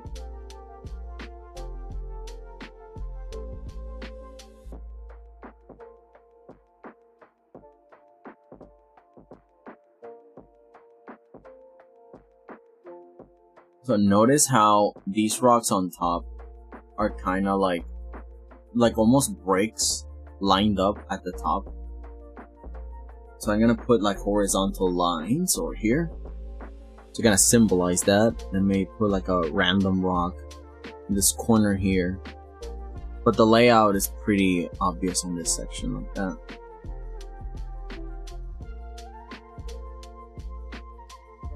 There's like a big one over here. I did learn that back in the day where there was no cement, what people did was that they put rocks together, and due to the gravity, right, the pressure of the rocks being so heavy, they eventually over time got fused to each other. And sure, not every rock combination was perfect, but for the most part, this is why a bunch of monuments last centuries. Because the rocks naturally combine with each other, and they are from the same place, and they are really strong, and it's awesome.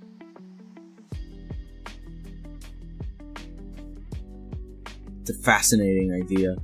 And because of this, it's why I get multiple ideas on what if I'm writing a story and there's like a society of people that are building, they don't have any construction material. Well, in real life, this is how they did it.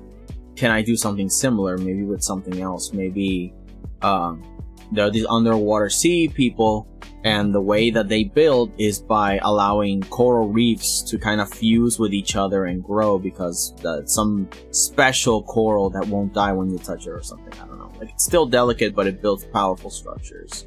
And that's the way these people build. It's like, yeah, but in real life it's possible. People used to do this with rocks. So why not in a fantasy setting? So something that is fantastical but still makes sense. Sometimes reality is stranger than fiction, and the more you learn about the world and about life and science and how everything functions, the more enriched you will be on how to solve complicated problems with really weird solutions.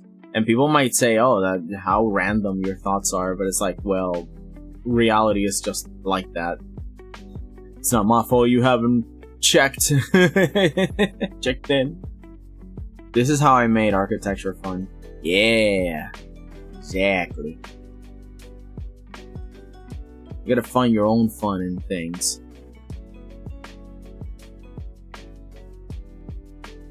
Gonna take a while though. Let me overlap this and then just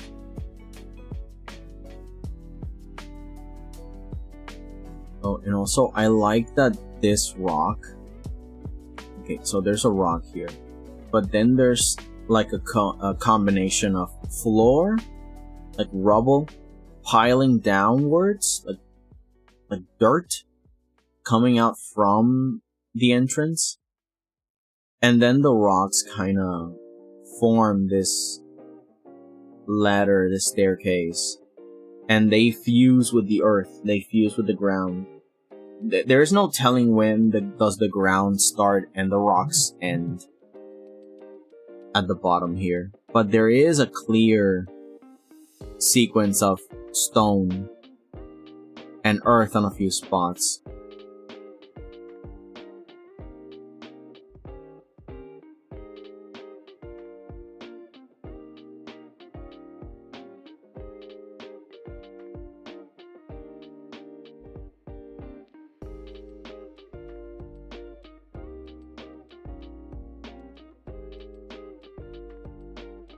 You're allowed to also do like something like this. You make a line to kind of symbolize where you want the shading to be. That way it can give you a better example on the dimensions and where do you want to put everything. It's like a mild 3D effect. It's very faint but useful for when you're planning things out. You can do also something like this, like multi-faces. Kind of like what we do on Blender. Where you have a thing like that, but you have multiple faces across the object. Well, same thing here. You can plan the faces. It's another way to play around with form. That's the top of the rock, this is the side of the rock. It doesn't have to be perfect, but if you put like the middle of it in any direction, it will be very useful. Obviously the hole is like the full dark spot, so you can give it a crosshatch to begin with.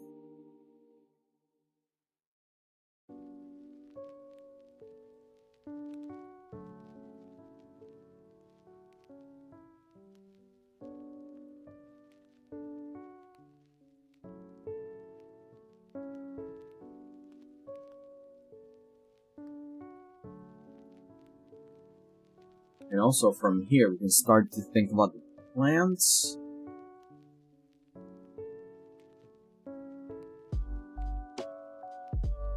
I'm looking at the smaller rocks at the top too.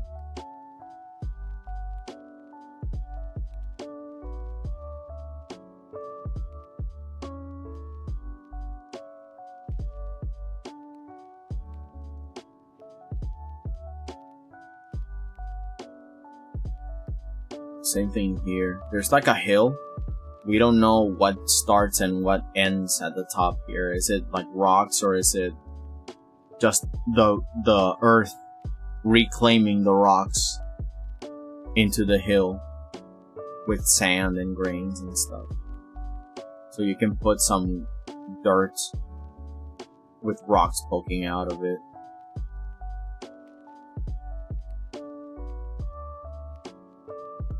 You can also do the surface parts. It doesn't have to be super wow. It has to feel organic. This is the surface.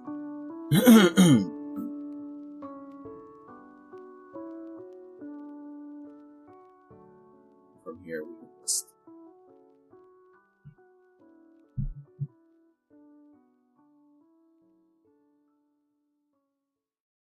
let's begin. Although if you notice, I chose a gray that is similar here, but if I color pick it, it's bluer. Might be a similar tone in some parts, but it's a lot bluer. So we're going to identify some of these rocks are very blue due to the light of the sun. Let's play with that.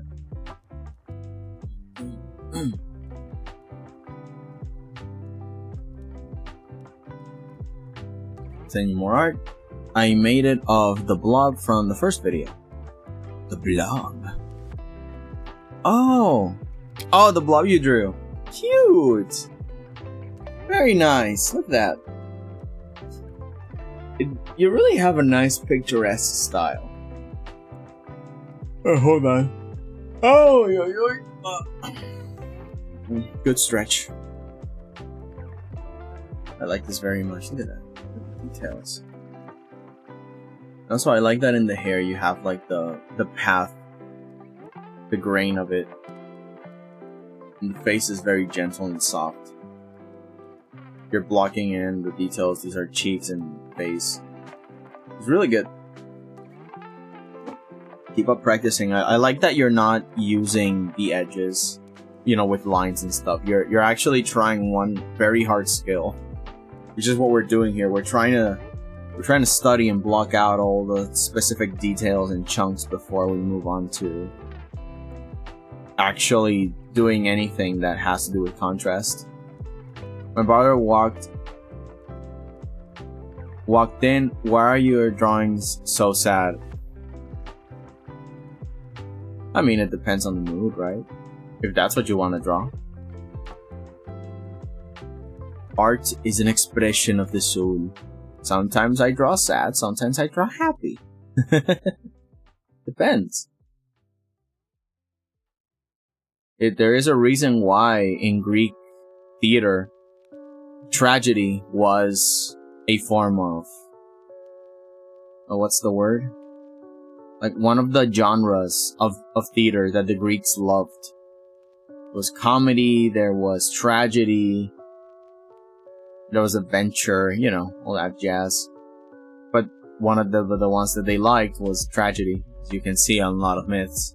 So, you know, it's not bad that when you're growing up, you draw a lot of sad stuff. When I was growing up, I certainly did that a lot. Maybe too much. But, you know, it's part of growing pains. And a lot of Linkin Park, dude. So much emo music. I am so... So only you can see the darkest side of me. No one will ever change the animal I have become. I just like that facial expression. Yeah, exactly. It's nice. It's soft. It's gentle. It's really pretty. Doesn't necessarily have to mean it's sad. Just peaceful, or maybe reflexive. Melancholy. It depends on the story. But it also depends on the viewer, right? If you see it sad, then I guess, yeah, that's the story. The character's sad.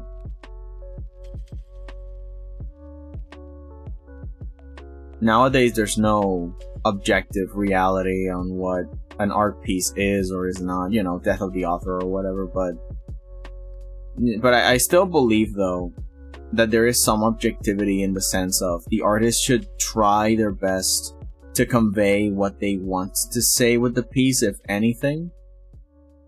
Because that's what makes a really good artist. You know what I mean? Like, an artist should be able to convey a story.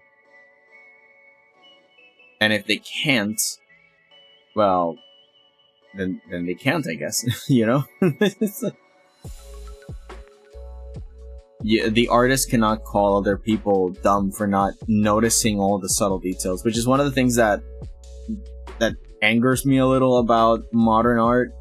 It's like, oh, you're not intelligent enough to understand. It's like, don't say that. You don't know anything about the people.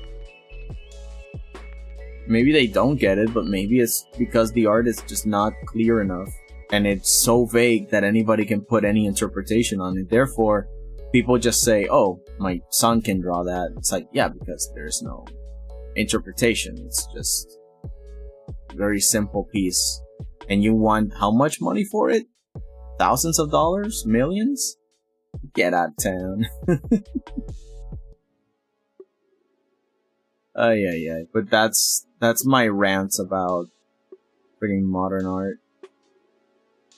It's one of my pet peeves.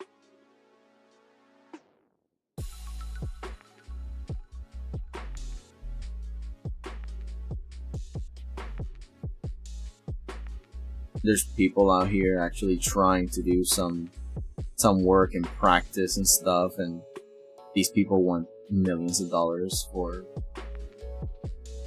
dots on the wall. It's like, what's the interpretation here? What's the cultural value that any of this provides that will make it cost so much?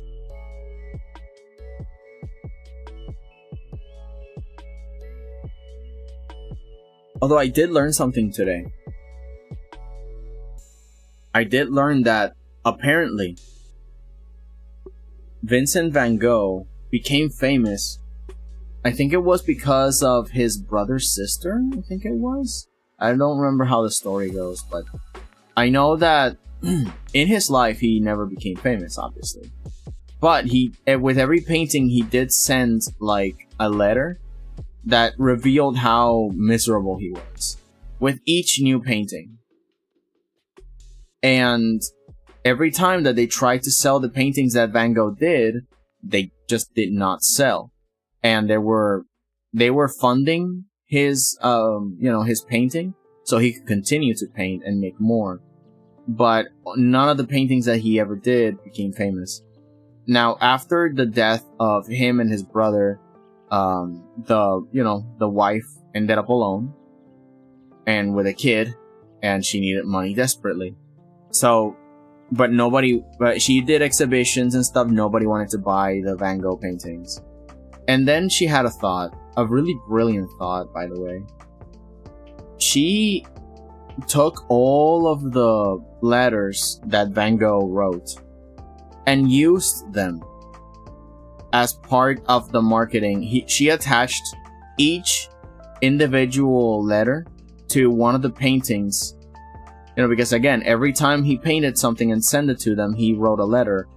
And so each of these letters now gave context to the paintings.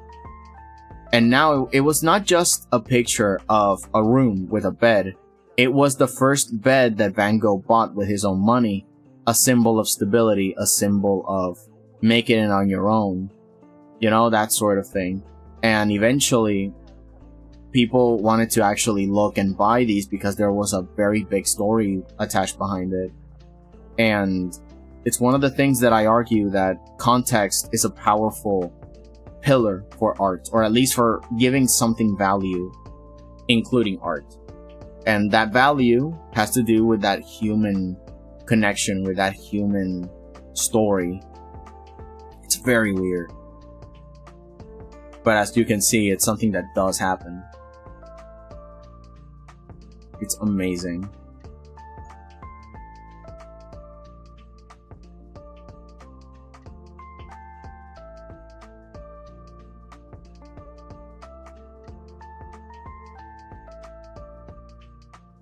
I love lore too. Yeah.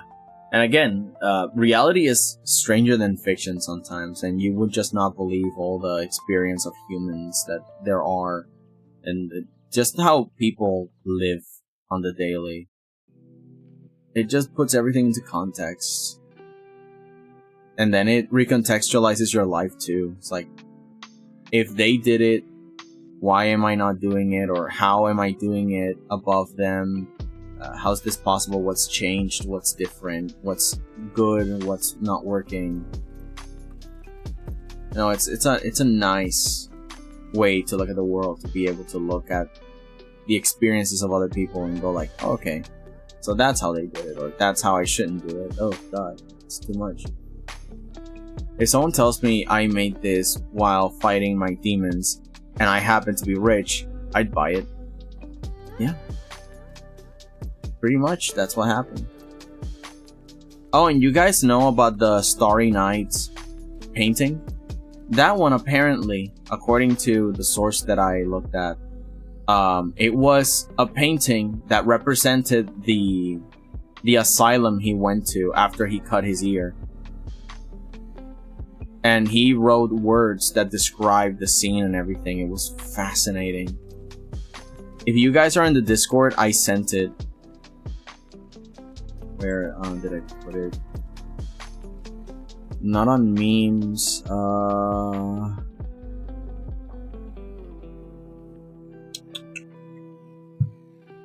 Did I put it on creative advice? No.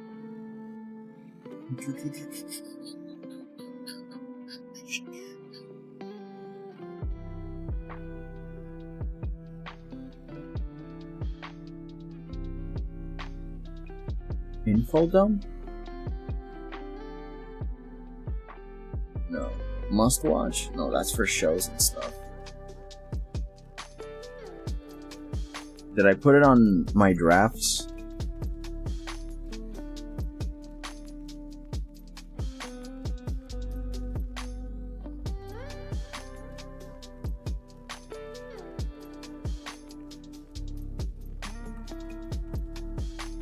No. I will send it to the Discord later because it's so awesome. No, I don't remember where I sent it. But I did save it somewhere. I don't remember where though. Even better if they tell me I made this after defeating my demons. That's also valuable. But the opposite is also true. Again, the tragedy of an artist, that feeling of a tragic end is also so very enticing in a story that people also like to explore that. So, you know, everything works in one way or another. The real art is free because it's profound.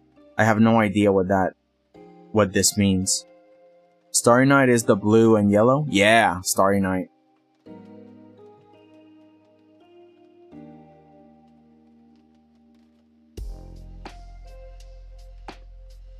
Let's see.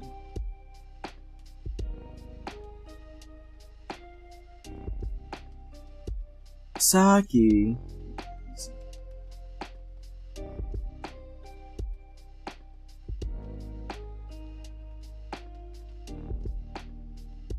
Yeah, this one. Apparently...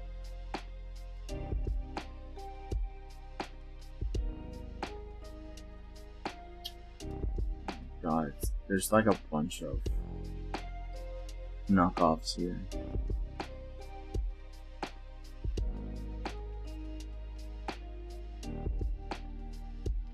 These? Man, the search is so polluted, dude. There's like copies, there's like AI. There's nothing that I can do. I mean, I really hope. Okay, I guess this works. Yeah, I will. Let's see it. There we go.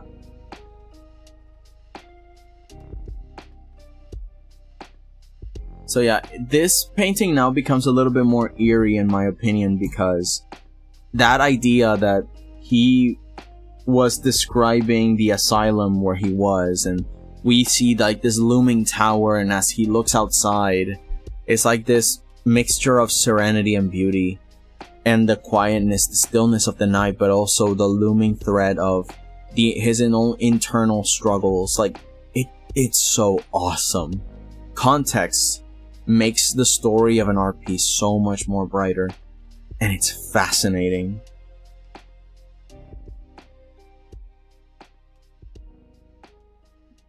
I wrote that ages ago when you were talking about the expensive art things. Real art is free because it's profound. I would say that there is art that you sell because it's industrial art, which is fine. It's kind of like, oh, I'm gonna make a clothesline. It's like, yeah, that's art you buy. But at least you're getting something out of it, right? You're getting some value out of that art. Because you're wearing it. It's a shirt, it's awesome. It's to support your favorite artist, blah, blah, blah. But then there's those that are one of a kind. Like this one. You know, there's no copy of this. This is an original JJ cup of coffee drawing and painting, more or less. And there's none like it. It makes it unique. It makes it be more valuable. Now, it depends on how you assign value, right?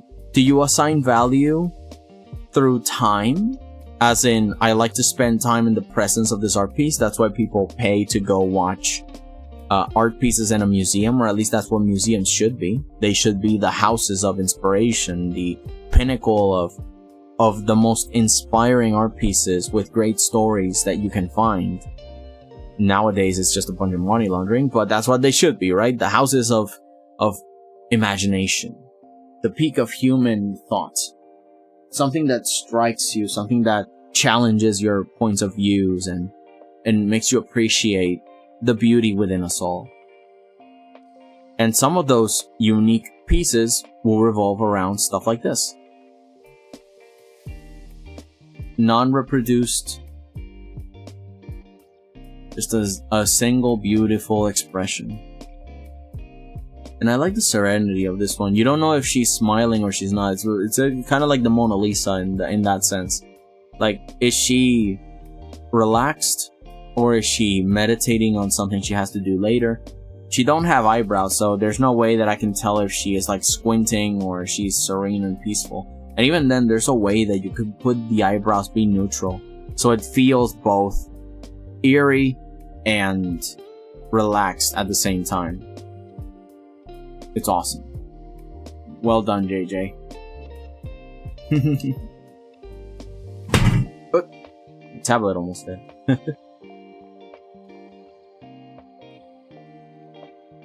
Because I personally, to me, it's very hard to assign monetary value to my art pieces, as you saw on the t-shirt stream. I struggle with, but would you actually use money on this? Really? And I'm like, okay, I guess I'll put it at 50. Okay, I'm sorry.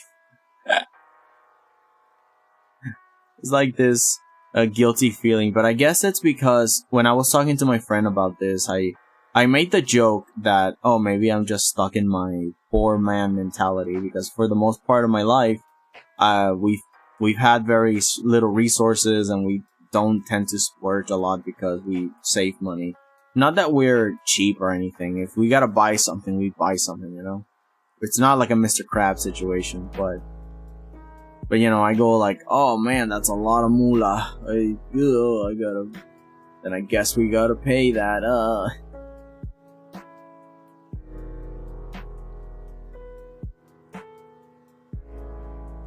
There's a part here that is just gray.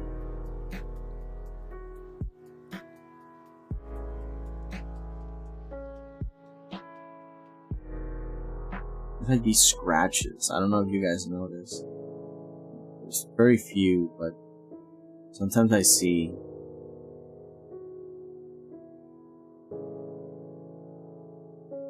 The rest are just like splashing textures.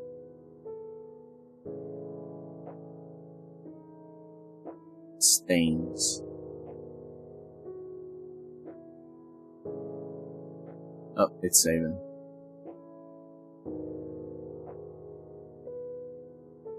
Man, I really like to talk about art theory, because it challenges your values. It's like, what is valuable to you? What is subjective? What is objective? How can we set up a perimeter to what can be called art and what can't be called art, for both our own peace of mind and at the same time, because so we don't have to pay so much millions of dollars for something that looks mediocre and uninspired, and at the same time other people can't just come in and say, oh, you just don't understand, you're not smart enough to get the piece, which is like dumb. To me, at least, it's just, it stops the conversation, you know? One of the most special things about art is that you can just talk about it. You can enjoy a nice conversation around what the topic is. But then, like, ugh. Okay, so I've noticed that this part is a little bit...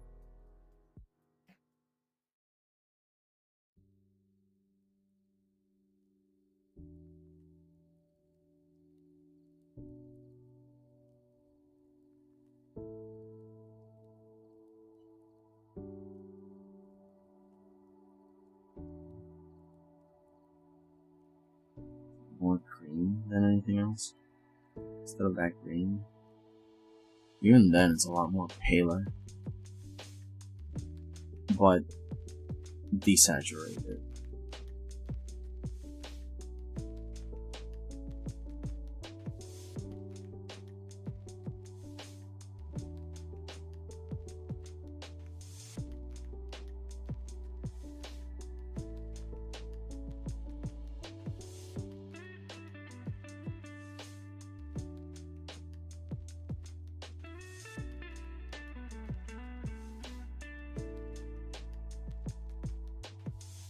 We go back to aligning this part down here.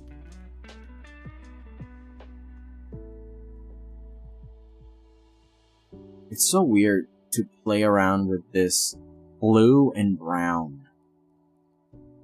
I've never actually done this before, to be completely honest. I, for a little bit, stopped using colors altogether because I wanted to try my values and practice them, and now that I got them a little bit under the, under the belt, I can go back to colors, and it's very, very nice to see it working out, and at least for now. There are still things that I gotta improve, but it's fun to get back at them. Again, it doesn't have to be perfect, which is another thing that I'm trying to fight right now. It's gotta match the thing. It's like, no, it doesn't have to match. Just get some of the textures correct and you can move on to the next bit. If you've spent too much time on this, you'll never be able to finish it all and move on to the more interesting plants that you got lying around.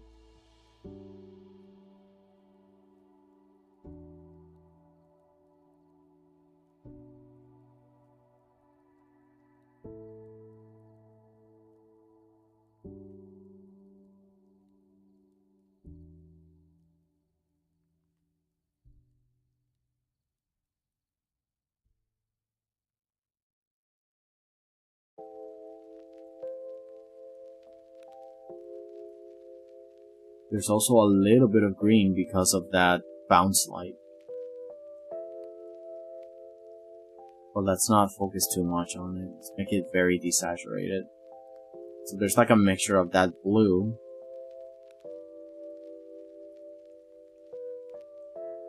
in the corner here that then goes into this brown. No, every plant is worth the time. Yeah, but I'm spending a lot of time on this rock when actually I should just move on to the next rock. So then we can go into plants. That's why I'm going to make this rock. And I'm going to grab this brown, perhaps. Actually, this green. If these rocks are kind of a brownish with green now.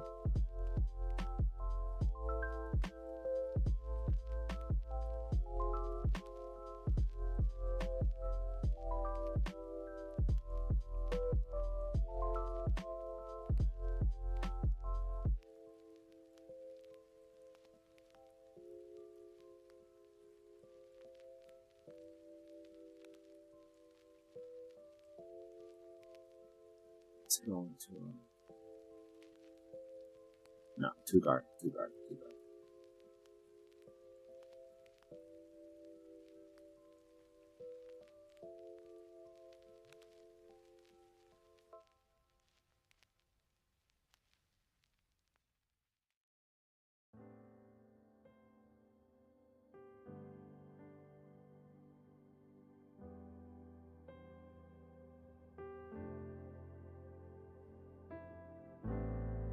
This one's a lot brighter.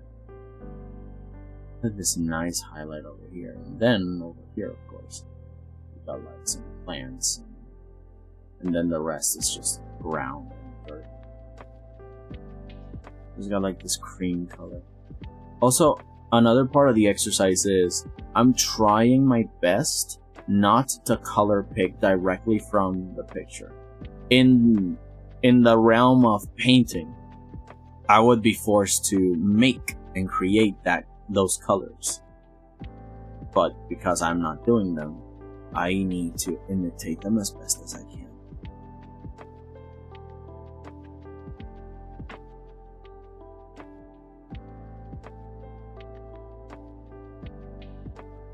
A little bit of dirt here.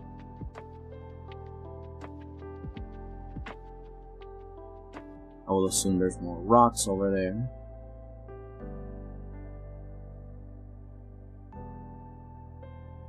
Or more dirt on the ground with sticks, as I'm noticing right now. And also there's like that weird blue dirt. I'm gonna grab like a purple, dark purple, and I'm gonna start. Again, it's so weird to think about this, to suddenly notice that over here there's like a, yes, I was correct. Look at that. I color picked this area and it runs around the purples because I see this hot orange, right? And then I see greens. And then I know that the sky is a blue. So combining this orange with the sky, it just has to be purple, right? With that logic, we get to select the proper colors. And now I got a nice base for this. Of course, we can keep adding the other colors, but at least we have like the more orangey ground.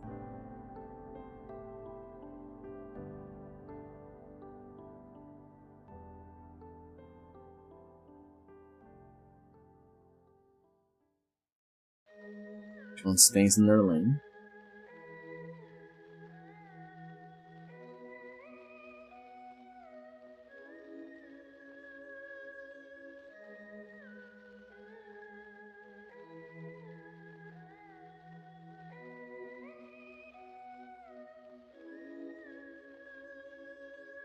Oops. Dozed off.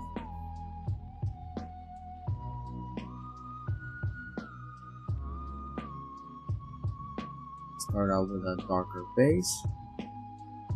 And then over here it's all dark and stuff. So let's just... not fully black. Maybe with a little hint of that purple that we were talking about. Or maybe a little bit of that dark marine blue. At the end of the day, it's not purple what's running around. There's plenty of plants too.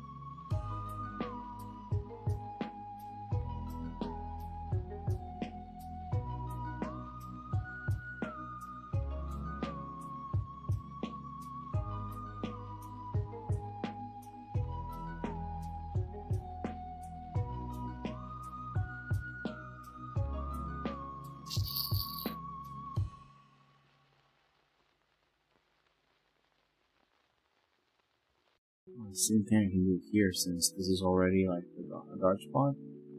Might as well cement that.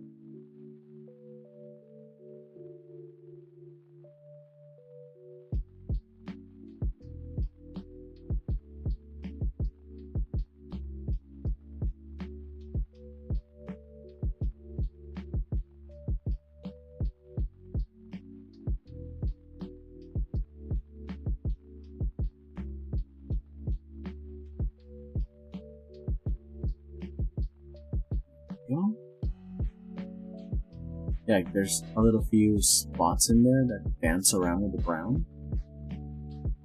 So we can put in those sections, and then the rest is just full-on shading.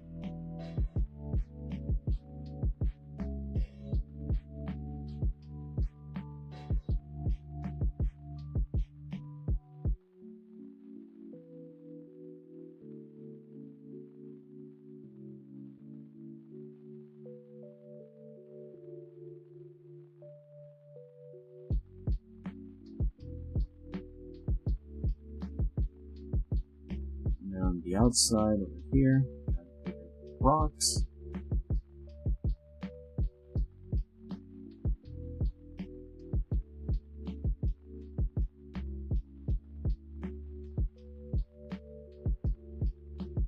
few seconds. I'm gonna stand up so I can get some water.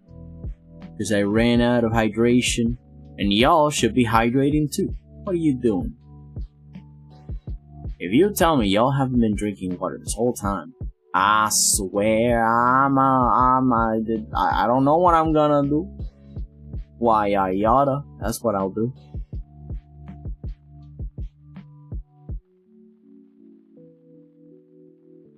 Oh yeah, by the way, if you guys haven't seen the announcement, after stream I'm going to go into Paprika Cheers' channel, and I'm going to be playing Monopoly with her and a bunch of the other guys. Sure, I will get up and take a bite of stuff because I need food after stream. But yeah, you guys are invited to hang out. I'm going to keep the link of that stream under this one. If you look at the description, there is like a link to a video as I'm writing stuff. Well, that is where I'm going to be next. I'm going to turn off the stream after when I'm done, and you guys can support Paprika on their end, if you guys have time, of course. If you guys don't have time, then I'll just say my goodbyes, and everything will be good. But yeah, you guys are invited to hang out.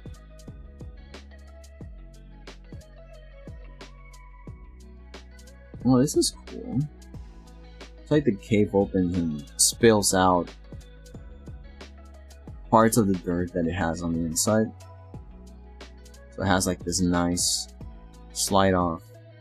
Of course, this part is not on the picture, but I like to imagine this idea. So I'm adding it, making an executive decision to add it, which is the same power everybody has.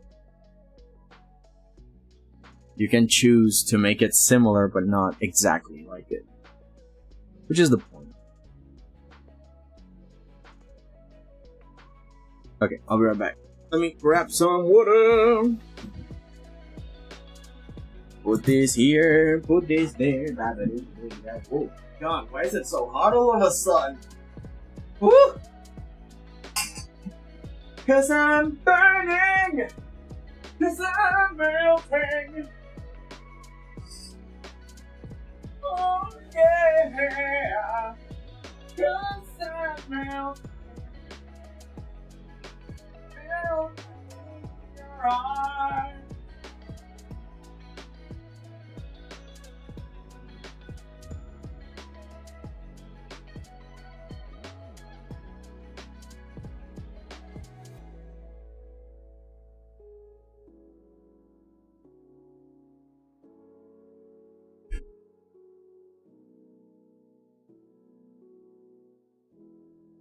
Cause our love is true, and so I'm melting in your arms. Woo! I got also cherry tomatoes, so I can eat a little bit of delicious baby tomatoes. Grab my tablet again.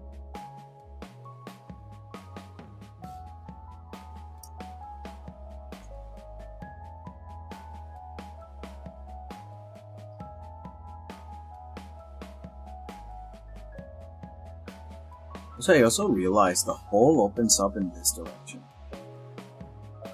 It opens up here. And this is where like I can see the dirt turning around. Again, it's like the topography, the logic of this hole. And it goes from dark to light.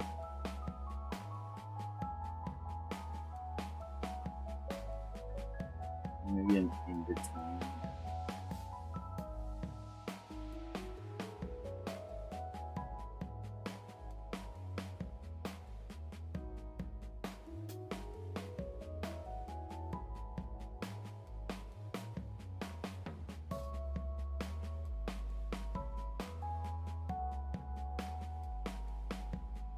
This is the story of my life. When you bring it down and you tell me all around.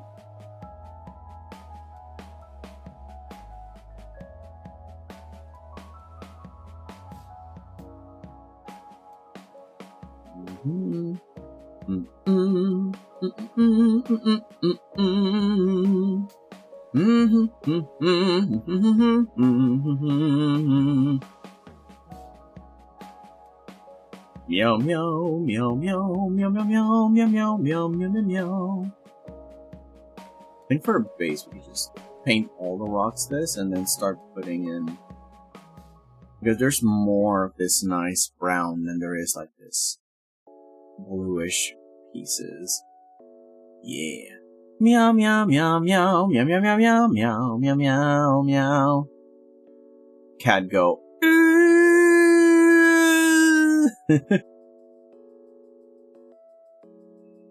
Oh. Really? Now? Who dares call? God, I swear if it's another telemarketer. Hello, please accept our offers of TV.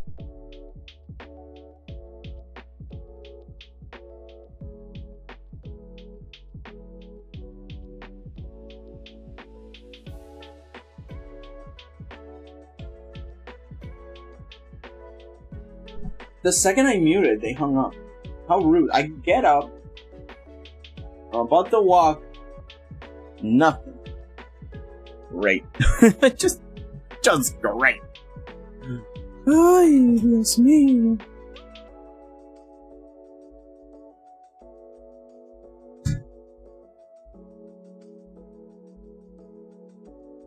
Cause if I knew that I was guilty, then I would have given the world.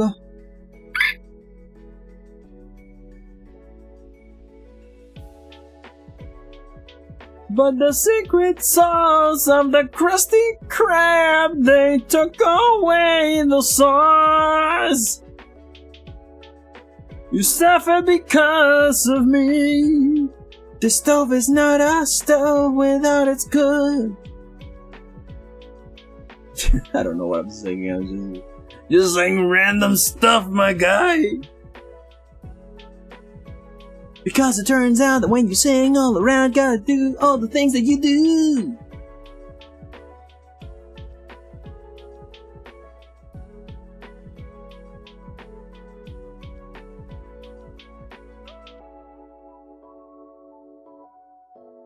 Oh my God, don't you know?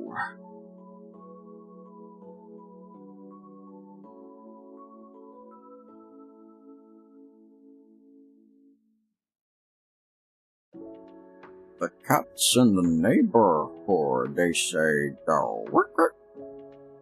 I don't know what that means, but it sounds like trouble.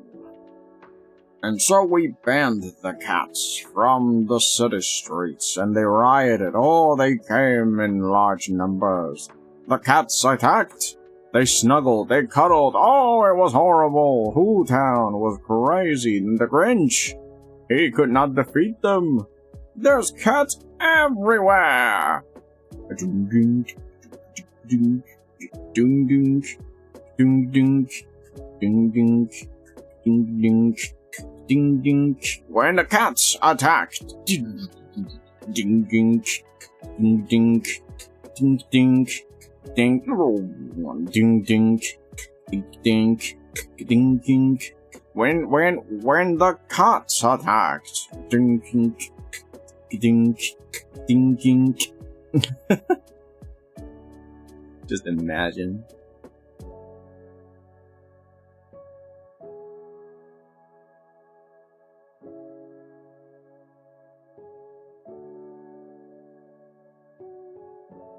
When the cats became illegal, they said, "Hold my whiskers," and they all strolled out of town. They came back with weapons of fancy. Yes! Weapons of mass destruction! Even more cute cats! No! Ding ding ding ding ding. I don't know what I'm doing with all the funny noises that I do with my mouth. More cats where? There's cats everywhere! Ding ding ding ding thinking. Ah, man, if only. If only there was a way to solve this. Too many cats and not enough time. This was cruel and unusual punishment for the kitties. What were we to do with so many cats? They were so cute, they were everywhere. Science could not explain such terrifying implications. There's not enough hands to pet all these cats. It was a true tragedy indeed. Cats were once again allowed in town, and so, ever since, we praised them with catnip and fishies. Weird. I am being weird again. But that's the language of love. To be weird again, it means to love somebody. Somebody to love, and your friends will know that you care. When you invoke the Third Amendment on the Constitution of the Patawiki Nation, it says, Ugu laka gugu gala gugu keku gugu ga. What does that mean? Who knows? Who even knows what it means when I sing a gugu gugu? Who does he think he says when he say gugu? It doesn't make any sense. He said gugu gugu.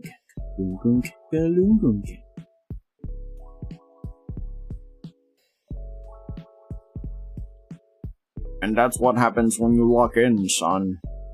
You speak in tongues, and you see the world, and you understand what the sauce is made of. The elders would nod at your discoveries, but instead they dance and plead with the sky maidens. Please allow us to understand, or else we will just throw this tomato at a dog. And lightning struck, and they were all just hecking gone, dude. You don't throw stones at dogs. That's just mean. And so a little boy came, and he said, well, I'm gonna learn the secrets of the universe. And the universe said, wah! And he did. And it was good. Welcome back, Waffles! I was just going crazy again. And then I saw it. I saw the secrets of the universe. Yes, it was 4,000 years ago. And I still got it. I know what 42 means.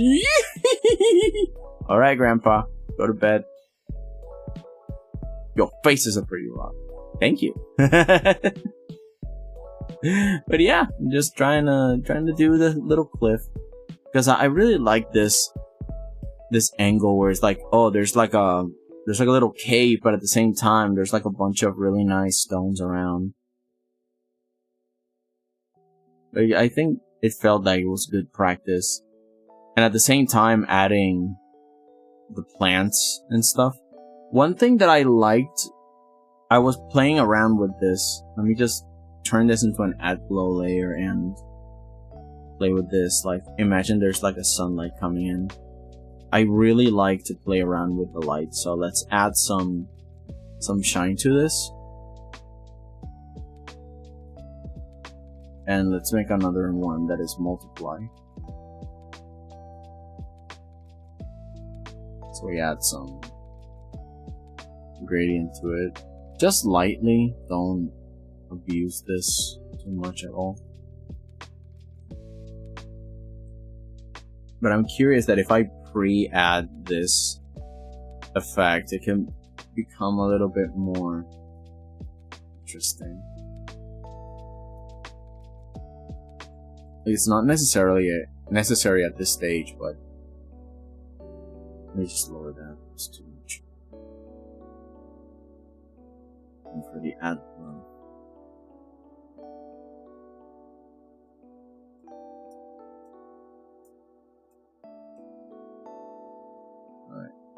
Let's go back to the original here.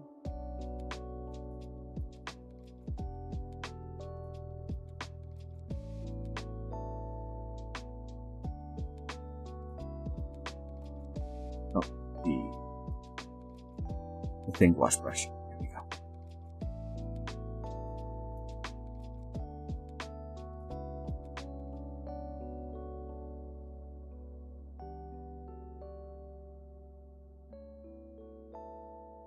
We're doing the general blocking before, and then we can start doing like smaller details on the rock and the plants as well. I'm gonna have to remake the title and just work with we're doing rocks today instead of plants, because you know, so far we haven't drawn a single plant, which is my bad.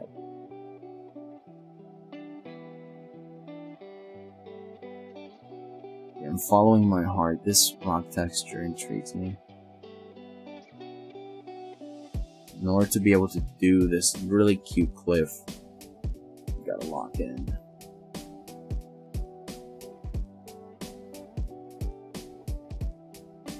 Oh, and if you didn't hear it, Waffles, after stream I'm going to go into a different stream, because I'm gonna play Monopoly there, and the link is in the description of the video.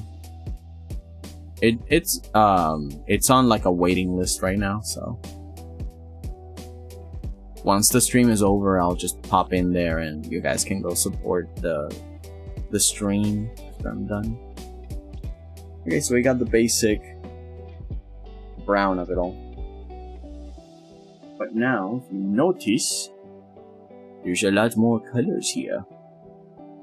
This nice bright one here, so let's just grab that. Those darker tones are still on the blue side. Also, what is this? What is this line?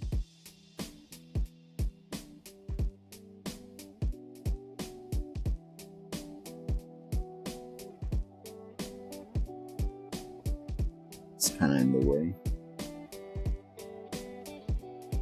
It's not important, but I figured out how to stream on my CRTV. I prefer DVD, but now I have many more movies I can watch, including Back to the Future, which released the same year as the TV, 1985. Yo! Nice! So you learned how to stream on your CRTV, and at the same time, you got movies. That sounds like a win. It sounds really important.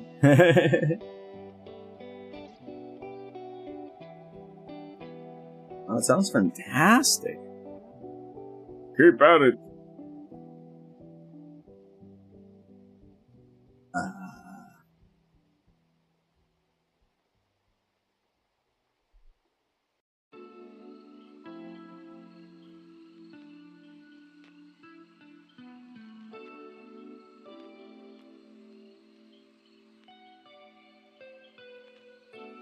You turn off the lights and focus more on these values because it's eluding me. It eludes me.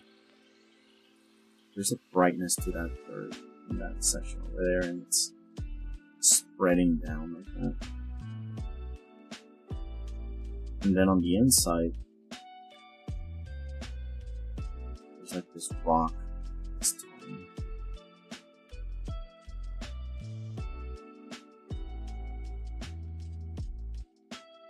Again, the rock doesn't have this dark tone, but I can play around with it to shade it a little before I brighten it up.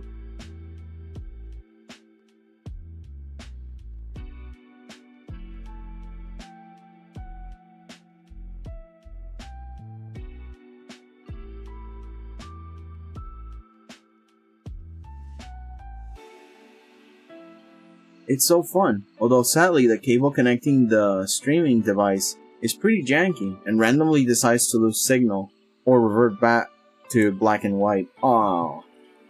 Well, on the one end you will get the genuine experience because you're all about that, analog tech. So a stream with analog jank would be very fascinating for the people that really enjoy that tech. So, I feel it's a win-win. I don't know, you're in a very experimental section. I say embrace it. Sounds fun. Let's take another sip of water.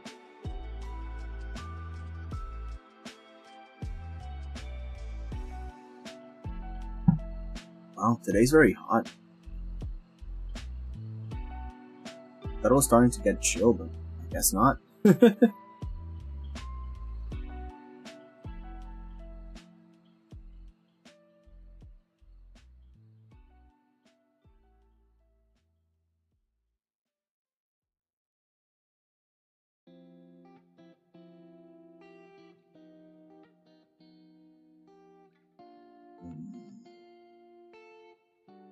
bit darker here, so it feels a little bit more profound. Still with a little bit of texture, it's not going to be very noticeable. And then, as it goes out, I'm going to use this dark.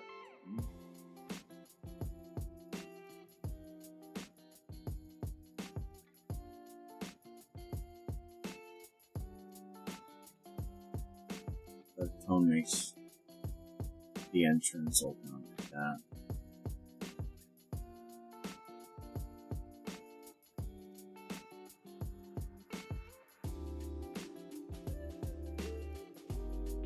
The rest is kept with this dark mid-tone kind of thing. Darker but not pure black. Yeah, there we go.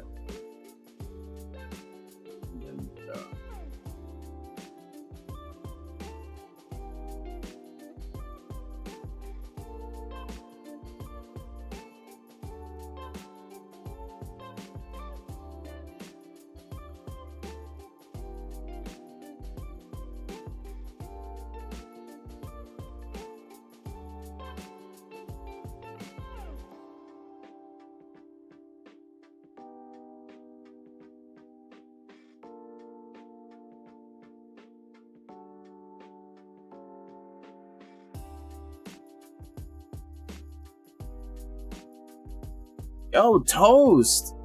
How are y'all? Doing good! Just practicing some rocks and some foliage at the same time. Kinda exploring the fact that there are a lot of colors that we would never expect on rocks. Like, we did this in the beginning, right? We did this little exercise. And I noticed at the very end that I did it only in black and white, sure. But look at all the colors that there are. It goes into purple, it goes into blue, it goes into green, it goes into orange. Like, this rock has a lot of colors, mostly blue, right? Because of the sky, and then bright oranges for the sun bit, and then a combination of both. Because, you know, bright orange and blue kind of like combine in that section, and of course green because of the moss. It's amazing.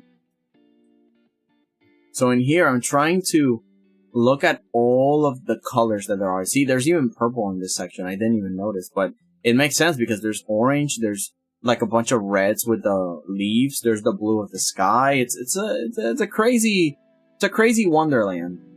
And I'm practicing that coloring stuffs. It is indeed a task to do.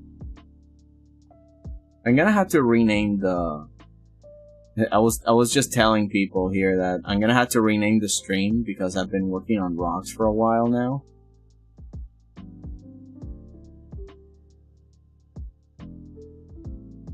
Instead of working on the actual plants. But I want a nice mixture of rocks and foliage. Practiced properly with all these pictures that have great textures on them. We might not get them. Not all of them. At least not in a timely manner, but it's still fascinating to try them, you know?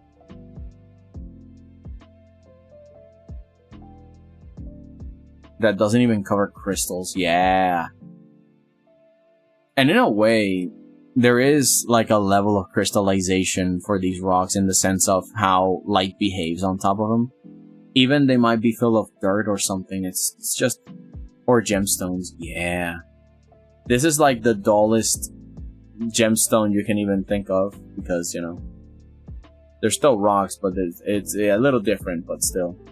It's kind of like almost the same philosophy of, oh yeah, there's multiple colors and you have to now figure out what goes where and with what. Look at this rock that I tried to shade to imitate this. It's not quite the same, but I had to play around with a few things, and even then, this is like a purple bright, and I ended up with like a yellow cream. I think that was the problem. For this pale color here, and even then I pick almost white. It's kind of splashing outwardly, you know, making it a little flat, almost like a marble texture, which is another idea to practice. Besides gemstones and stuff, you know.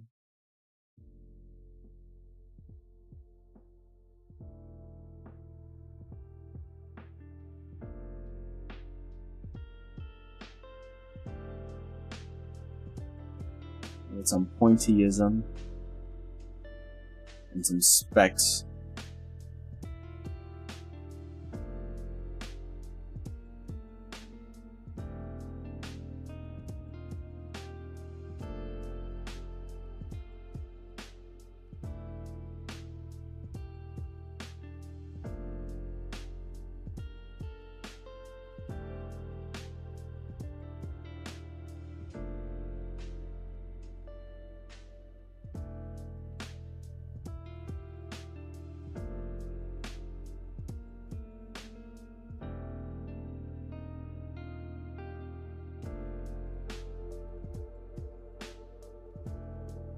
The more detail, the smaller the dots.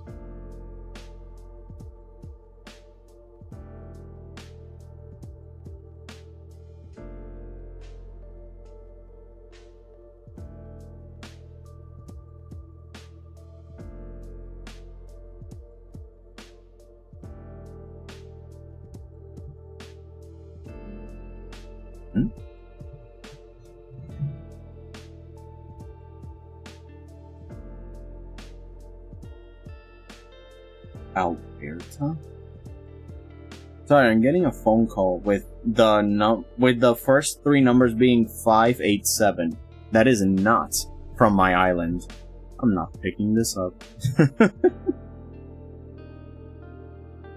That is another country, isn't it?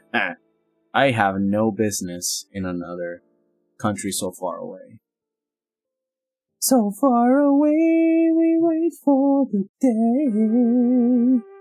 On the mountains are wasted and gone. If you ever from the fun of the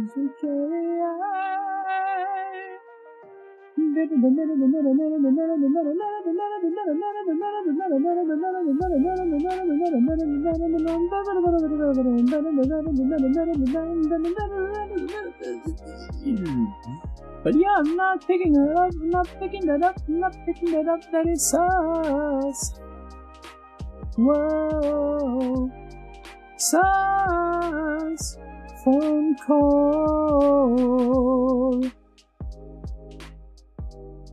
Not picking that sus call.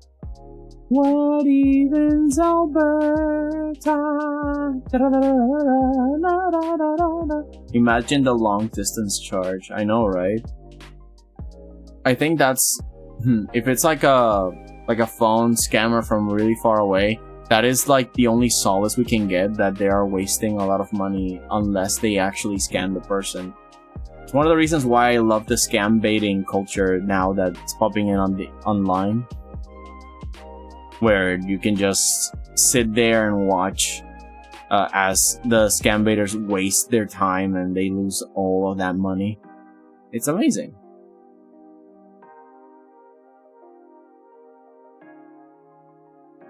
Saving God knows how many people that are are poor and can barely sustain themselves being attacked by these monsters. Taking advantage of their money and stuff. It's like disgusting. I even talked to mom. It's like, hey mom, now they can copy voices, especially with AI tech. Let's have a secret code.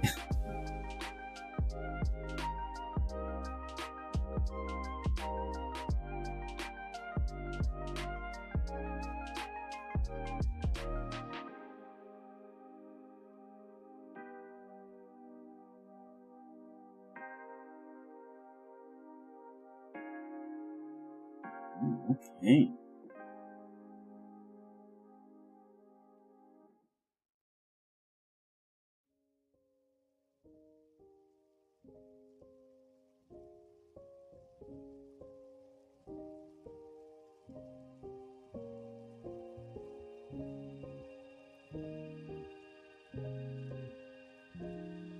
I have a weird combination here, like this green dark and then like a very, very, very dark magenta.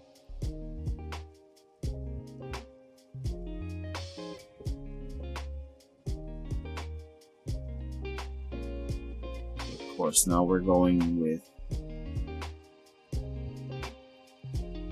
something like that.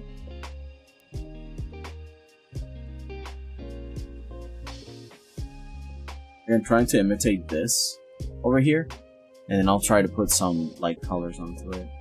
Even then, it's paler. Just reminded me of one guy who told his family to have a secret code for the day the AI robots decide to take over the world and replace their family. But if the robots or the body snatchers replace humans so perfectly, then how would you know? In a weird way, maybe it depends, like, how much of our minds they can read, if any, you know? Or deduce. Because maybe AI can grab our history, right? But they can't grab the experiences we felt and the things we said and the things in private we did. So it's kind of like this thing where, okay, let's actually talk about what we did, what our lives are, what anything meant. And that's the only way you will be able to figure it out.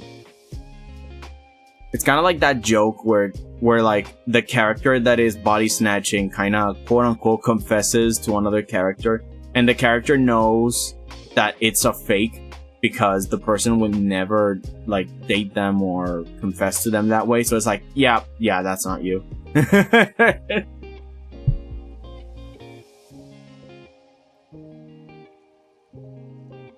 Yeah, I had one other day saying this grandpa been arrested. We need money to bail them out. My reaction was to tell grandma, y'all come back from the dead to do crimes? Yeah! Oh man, those are the best. I got a call from a bank that I do not have an account on. And it's like, hey, sorry, hold on. My bad, sorry. It's like, hey, your account got frozen because there were some suspicious activity and whatever, so if you press 1 we can figure this out. And I'm like, I don't have an account on that bank. Hangs up. I was wondering if they were talking about my mom, because my mom does have an account on that bank. But again, if you want to check if everything's okay, you go to the bank or check the account of that bank. You don't cooperate with these lolos trying to steal your money. Scammer hung up so fast. He realized, okay. He cannot rewrite history. That was so funny.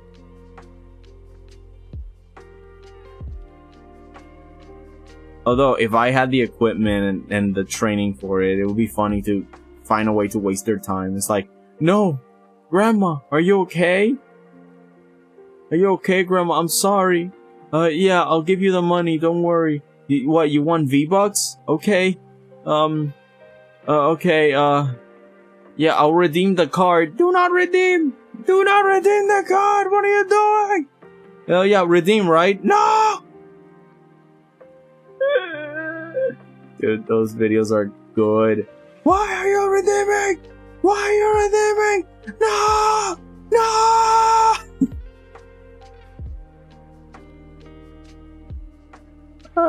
It's so good. I never get tired of it. But when the person just keeps talking and talking and talking and they just shut up! Shut up! Like, oh jeez.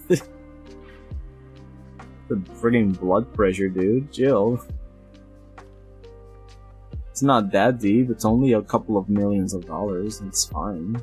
What, are you scared?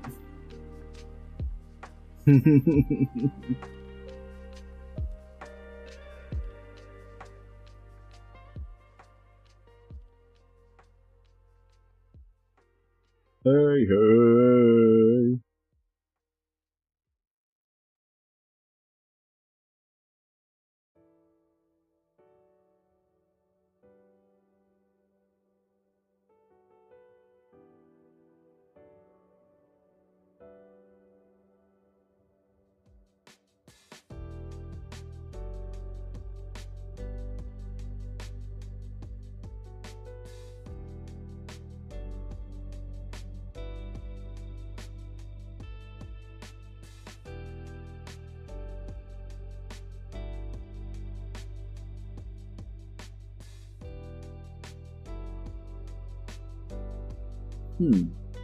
I just had a thought.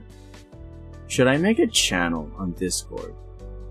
So then y'all can give me suggestions on what to put on shirts? Because I'm still thinking about what other shirt types I can make. But at the same time, it's like, what would you guys like to see on the store? So yeah, I don't know. If you guys have any suggestions, maybe I could make a channel for it. It's so weird, like, these tones. My grandma used to call everything the internet. She used to say when doing hurry up with your homework before you were out the internet, and then no one else can do their homework. Aww. Get off the internet, other people need it. That's so sweet though. One day I'm gonna be that guy, that old person, and the kids are gonna be like, Grandpa, the AVs don't go in the Machungo. What? Like, the Apple system does not activate when you say Splatoon. It activates when you say applesauce. It's obvious. You connect the cable to your brain stem, right? And then you click the folder. It's like, I'm gonna be like, what are you talking about? These kids nowadays.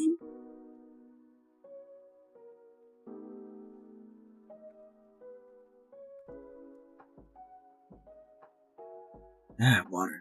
Hydration. With them TikToks and them interwebs. And back in my day, we had Solid Snake tell us not to do drugs. Oh my god, I'm already an old man in young person form when it comes to tech. We all are. I mean, nowadays I'm fascinated by, you know, because I am a tech person in the sense that I'm a science nerd. I love to see what comes out. I love to see the possibilities. I am very excited for whenever there's a new technology and people are like, yo, look at what it can do. And I'm like, yo, that's cool. But I'm very sad that they're using technology for stupid stuff and even disgusting things. And yes, I am talking about AI. At the beginning, I was like, whoa, that sounds amazing. That it can do that, it can do that, and that, and that. And then eventually I learned what people use it for, and it's like, you know, they ruined it. They ruined it and I'm leaving.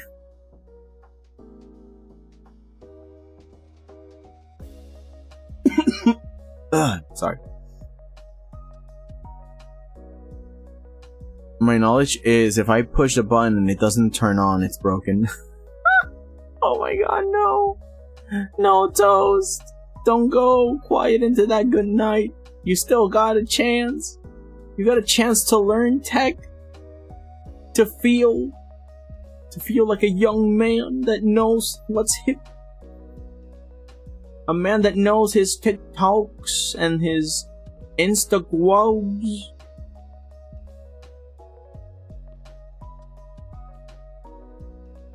Oh my god. Nah, but I don't know. I was always such a curious kid that if something doesn't turn on, I try to open it. Oh my god, that's exactly what happened recently. Let me tell you. So I don't go to a barber anymore. Ever since like dad taught me and he helped me out, I was like, well, I guess I'll just do it myself. If it's a skill to learn, then I'll learn it, but I'm not gonna keep paying money for something that I can do myself. It's ridiculous. And I'm not a guy that cares for like self-fashion grooming with hair. It's like, my hair is floofy, I'll just wake up and keep moving. I don't care. So I started to learn how to do it myself, right? And I still do it. Problem is that the machine that my dad used to use, it's old now, and I'm like, well, I guess I'll just get a new one, right? And I did, but it did not turn on. And I got curious. I was like, why is it not turning on? It should work from the box, right? And it was too late to give it back because I waited a long time, because I was trusting that it was just gonna work out of the box, you know? You just expect it to work. But no, it just didn't work when it mattered most. That day I had a big appointment, and it's like, oh, I need to look fancy for this. Oh no, and my hair is like, it's exiting the stratosphere when it comes to floof. I need to not look like a vagabond for today. So what I did was I opened it, and I just did my best to figure out why the heck was it not working. And my dad taught me a little bit of electricity. So I started to look at the cables, and I started to play around with it, and after a long time I figured out that for some reason the negative cable just was not hitting the right spot, and I had to kind of like bend it into place so it worked, and that just is a no-no. If that happens, then, you know, it just has to be fixed. It can't just be like that. It can't be like, oh, it's loose, I'll just hold it in place, and it's like, no, that's dangerous.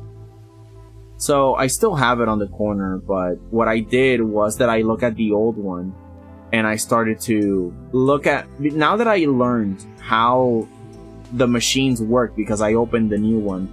So now with a little bit more confidence, I opened the old one, and I looked at it, and it's like, okay, so it still works. It's just a little dirty inside, and I cleaned it up a little. It didn't take much. It was not that dirty, but it was enough that it was kind of like getting in the way of the cuts. And then it worked enough that I got my hair cut. But later on, I need to buy a new one for real. And this time, check it. It happened to my mom too. She was buying an iron to like iron her clothes, but it was like the vapor one, the steam one. She did the same thing I did. She trusted that it just would work, and after the warranty was over, the return policy or whatever, we tried it. It didn't work. It's like, great, 2 for 2. Yo, hello, Meichu. Sorry, I was rambling. I was in a. How are you doing? I'm so happy to see you. What up? All these tic-tac dancing people do nowadays. Yeah, I don't get it. It's too much for my lizard brain. I just wanted to dance, man. I don't know what any of these kids are doing nowadays. Great, just working, lol. Yeah, happy to hear ya. Awesome. Yeah, we're all working on stuffs. I am trying to study this tiny cliffside. I think I'm gonna rename the stream Painting Rocks because, geez, I have not done a single plant. But yeah. My gosh. So I guess the moral of the story with this one is immediately test your new machine, because geez, like what is going on? I'm surprised that this area is purple. And again, it's very monotone. So I guess I'll just be very broad with these pointillism dots. Like this, I got the base, which has plenty of value variety. And then I can just start to speckle these pieces on top of it all. Do slowly becoming a photographer because you cannot tell me this isn't just a picture. I mean, these are pictures that I took from the location. And then I started to try and imitate it. It's just, again, learning how to paint is such a big project. And I feel that it's like a huge discipline that I did not fully understand. And I still don't, because again, look at all these colors. Look at the color wheel freaking out. It's not in one place. Purples, yellows, oranges, greens. It's all over the place. Like, you can't tell me that I understand all this. I did it only in black and white, and just look at the complexity. It's amazing. And so now this, like, I'm still figuring out. At least I'm doing this bit, but there's still plenty to do. Still plenty to work with. And again, all of these I started to learn when I looked at painting tutorials, like oil paintings and acrylics and watercolors too, because there's watercolor brushes, so you can also imitate the effects of a watercolor brush. But the techniques are all the same. The fundamentals never change. This is all just the same. It's one of the things that a lot of people don't argue often, but it's the idea that digital art did not replace painting. It's a different medium, but the fundamentals. It's one of the ways that you can identify whether or not a medium is a legit style of art that is valid. You can ask yourself, do you still need to understand the fundamentals to make a compelling and appealing picture? And if the answer is yes, then it's like, well, there you go. You need to learn the fundamentals still. Photography, you also need to learn the fundamentals. Gotta go to work. Hope you have a fun day. Okay, Toast. Have a good one. I hope work doesn't tire you up too much. See you next time. Lithuanian person from LT. Welcome. How are you doing? Oh, new face. Welcome, welcome. I'm happy to have you. Oh, and you're on Twitch too. Hello, friendo. What's up? What you been up to all day? We're just hanging out and chilling, practicing our craft. You doing anything special? I'm happy to see new faces. Man, but seriously, I gotta rename the whole stream because I've been doing just a bunch of rocks. Oh, goodness. Wait, what was I talking about? Oh yeah, the photography part. Right. Even photographers still have to abide by the laws of the fundamentals. They need to understand all this stuff about composition, about perspective, and sure, the perspective is done for them because it's just real life. Seriously, it's right there. But the tricks that you can do with frame and frames, rule of thirds, Fibonacci, spiral, like all these ways to organize a scene and the composition and the staging and the fashion design and so much.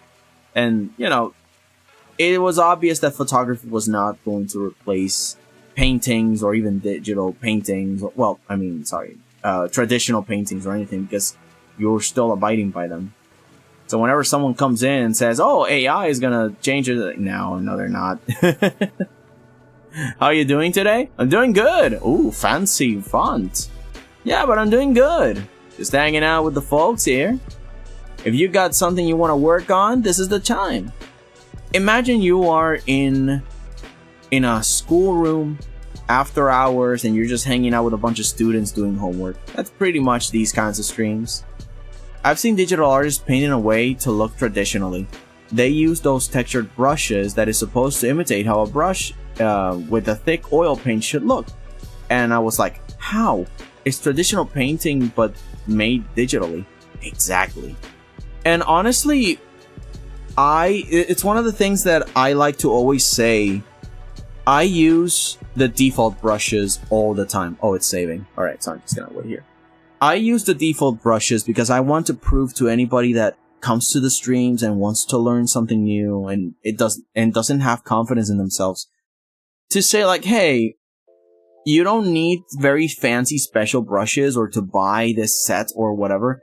You can just use the default and improvise with the same techniques that painters do. Right now, I'm only working on the same layer, something I normally do not do. But I'm always telling myself, I need to learn from the painters. They don't need layers. They don't need layers. They're like, you know, they just blast through and they make mistakes and they paint over them and they're like, okay, let's correct that and let's blend it all together. And it's like, they figure it out. And I have not mastered that yet. And I'm here like, okay, I'm gonna work on a single layer. I'm gonna be here and I'm gonna work it through. Are you using Krita? No, I'm using Clip Studio Paint, but honestly, all of this works whether it be in Krita and Blender or anything. You know, the fundamentals never change no matter the medium. At least when it comes to mediums where you put in the work, you know? And one of the default brushes in Clip Studio Paint is this thick, thin gouache brush. And with it, I've done some really cool stuff. Although to save time, I make my own brushes. It's one of the reasons why on the Discord I share with you guys all of these crazy brushes that I made up. Oh, right, I got the wrong colors. They only work with black and white. There we go. Reverse for this one.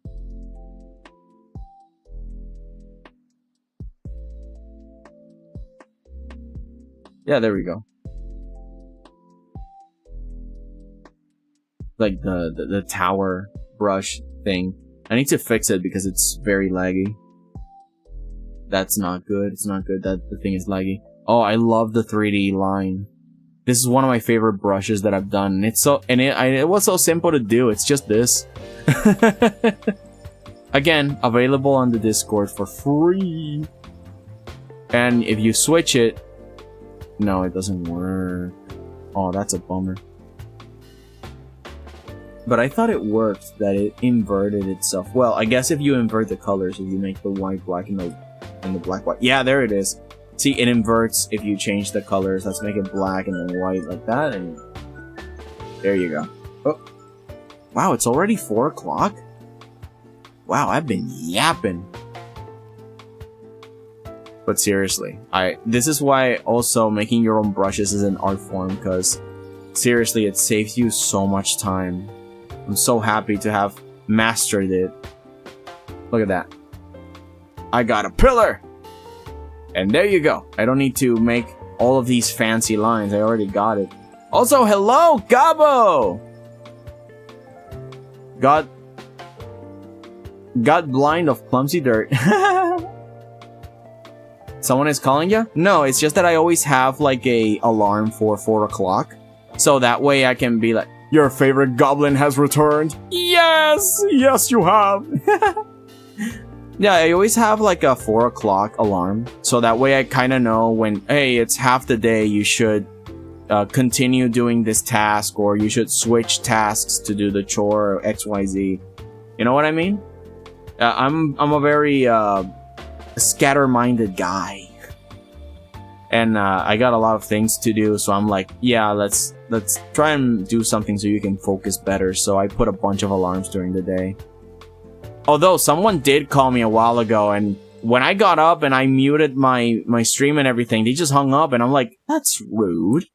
That's not a nice thing to do. Ay. But what are we gonna do?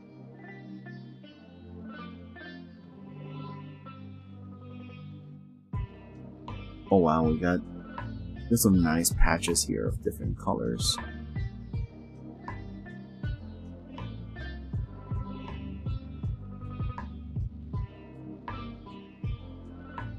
Oh, there's another thing. Well, it's not related to what we were talking about.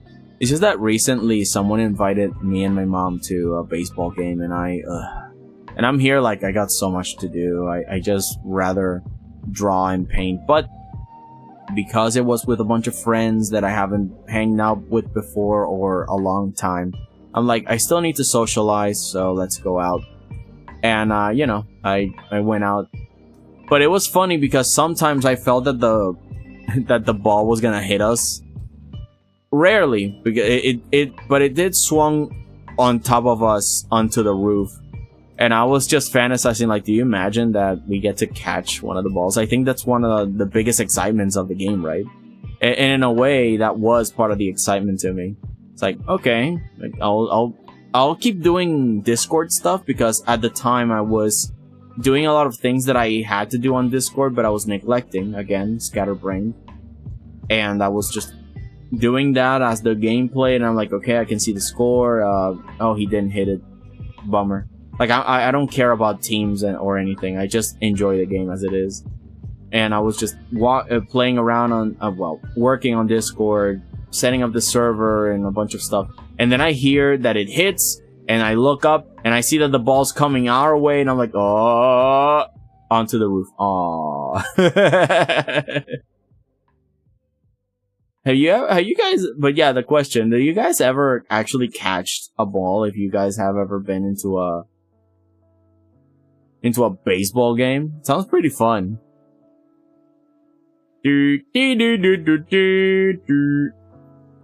Although I gotta say, I'm a little bit disappointed at the game.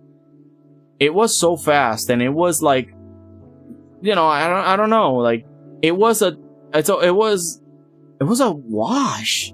The team that lost got like 2 points, and the other team got like 4 points. And I'm like, what are you guys doing?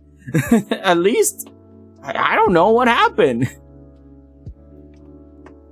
I was expecting a little bit more exciting, like, when I looked at it on TV, you know, like, they make like these crazy plays. I'm like, I don't know. I guess that it is harder than it looks. I'm not saying that I wouldn't even be able to hit anything. I do love to play baseball, not to just stare and watch it from the bleachers. It's like, I wish I could play baseball with friends. I'm not athletic, but at the same time, it's like, oh, come on, man. Although I do love volleyball. We used to play it a lot in high school. We just made a circle and start passing the ball along. I mean, of course, it's not the same as the real volleyball, but I also do the normal volleyball. It's really fun for me. You don't have to run a lot, and you can just, it's all about balancing, which I really like. I like the art of that accurate balancing act to then slam it to the other team, and then the team catches it, and it's like this back and forth. Oh, I love it.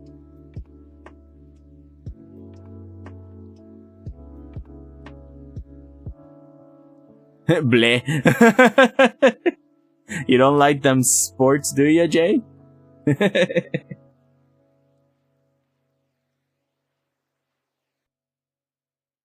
Again, I guess I just liked the whimsy when I was younger, to play with friends. No. What I don't like, though, is like basketball, specifically because I have very low stamina. Also, every time somebody plays basketball that actually knows how to play, they do like the very disgusting plays of passing the ball underneath you, and then you're like, oh, where'd the ball go? And I don't like to feel dumb, and it makes me feel very dumb when they do that, because they're really good at the game, and I'm jealous. Sports is for the weak. It makes sense. No! What do you mean? That's the opposite of what sports are for, you silly. It's for the strong. But one thing that I do like about sports, it's when it's done properly, and people have like that sportsmanship, you know, like that genuine, hey, we're, you know, We're playing a game, we're having fun, and sure, we're trying to win. We really are trying to win, but we're not going to, you know, hurt each other just to try to win, you know.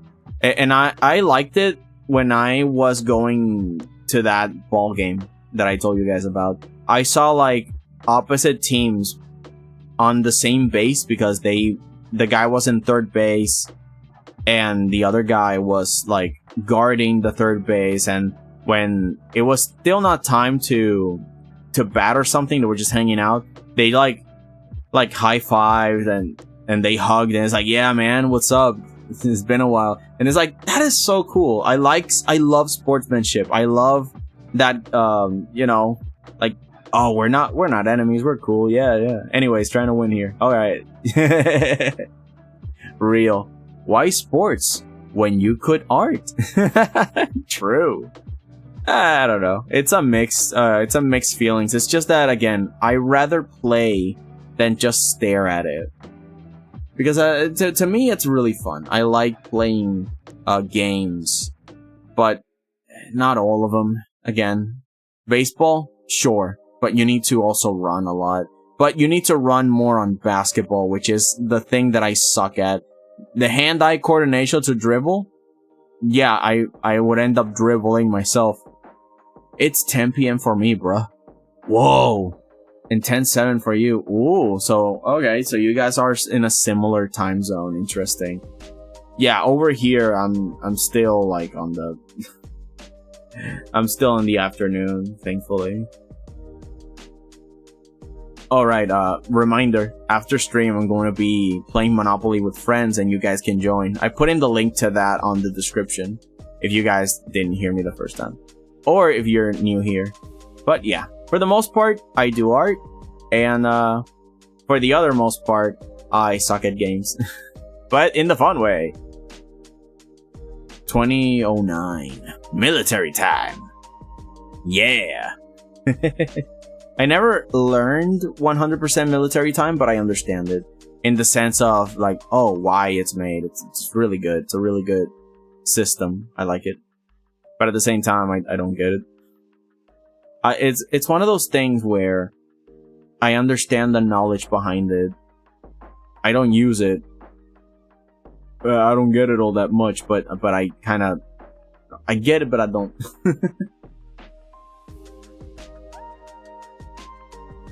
Either way, I like to learn new things, so... It's always fun to see it in practice, and then you can just pay attention and go like, oh, so that's how you use it. Knowledge is fun. Knowledge is good. Because I'm trying to do this part over here. More or less. So it's like a U. 22 is 10. Ah. So 20, if 22 is 10, it will be 8? 8 o'clock? 22, 10. Oh, there you go. I'm learning. Good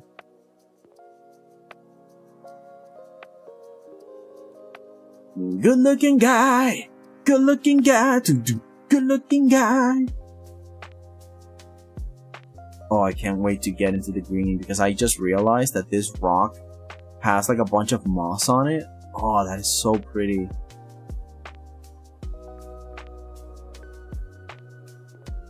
Again, I'm expecting to just start doing the plants already.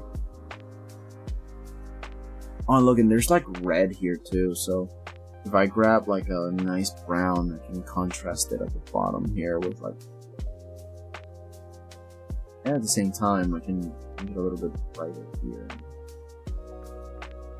Again, it's like these rocks are just full of color. It's beautiful.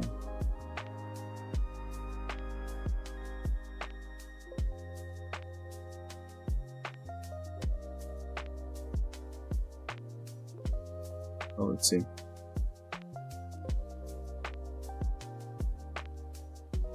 Be self-aware, guys. Oh no! Let's see.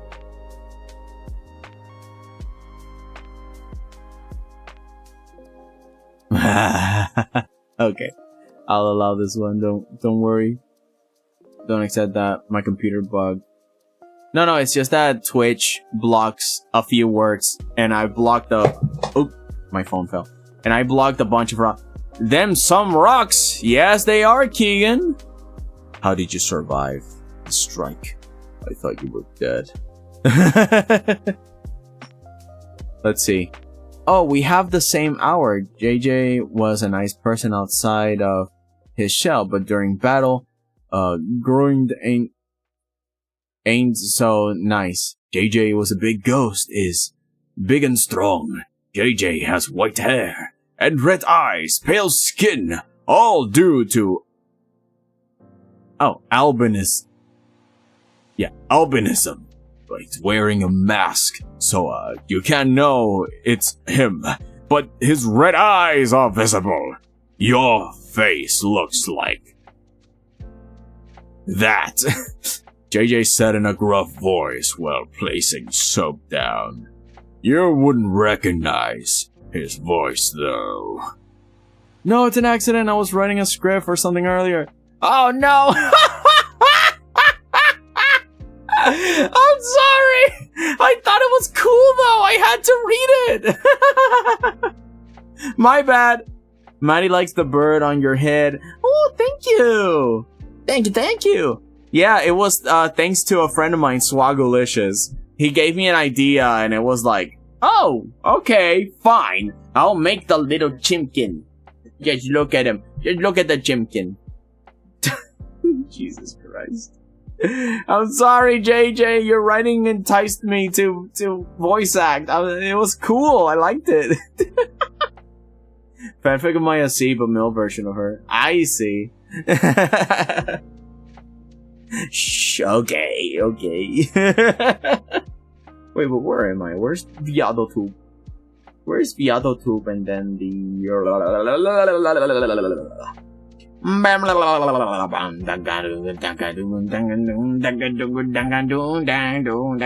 Oh, here you go. We never speak of this. Yeah, look at the chimkin. Haha, distraction. I'm gonna distract you with the chimkin. Look at it. Haha. Funny, goofy. Ha, I didn't read anything. Yes, chimkin. What? Yay! Another follower. I choose you. Like you, Pikachu. Awesome. Welcome into Twitch. Oh man. Oh, the fun. Oh, the fuzz. You do the monster mash. The monster mash. It's the way of the Keegan. You dance and you spree and you fly into space. And then you realize. And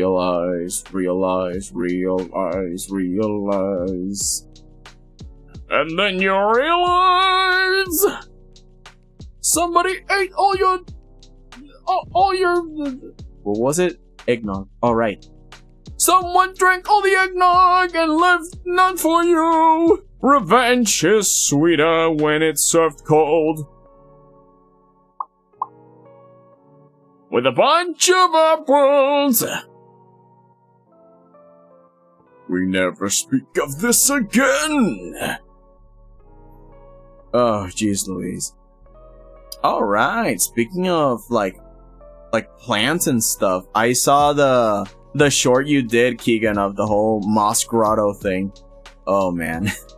I just imagined you just chilling, and you're like, oh, man, this is so soft. Yeah, just resting at flap, flap, flap, flap. Just dies. Ringing Hornet just passes by. And I'm one of those. I'm one of those that enjoys the ASMR of just breaking stuff in Hollow Knight and Silk Song, so... Totally not Lithuanian. Trust my username. Oh, yeah, of course. Totally not. Totally not the same user, of course. Tips hat. Though Moss Grotto looks too comfy until you get mauled. Oh, yeah. Also, I'm very glad I did not go right when I started the game. You know, the first screen ever in the entire game, I am so happy I did not go right. There's too many secrets in the game, dude. It's so good. I love it. I love Silksong. And there's coming an extension, a free DLC already. It's not even... Did I go there? I don't know. Did you? It's the first screen ever. You know when Hornet just lands on the ground and the needle just plops next to her face? Well, if you go right, there is there's funny secrets. Haha. I'll be gone now. I need to go. Bye bye. Okay, JJ. Have a good one. Thank you for joining in and for giving me something to read. I hope you have a nice day. Take care. Or good night, because it's like 10 something over there. Yep, you get it. Sorry.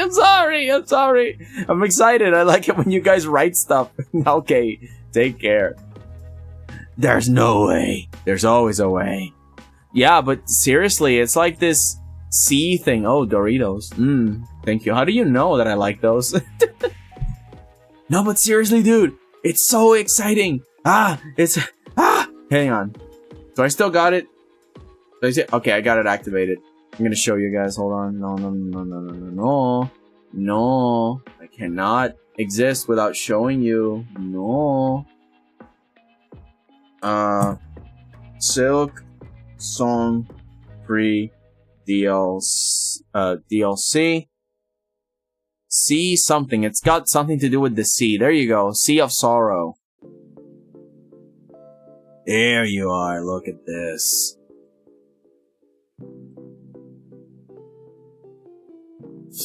Dude, I'm excited. I'm so happy. If you're happy and you know it when you're here. If you're happy and you know it when you're here.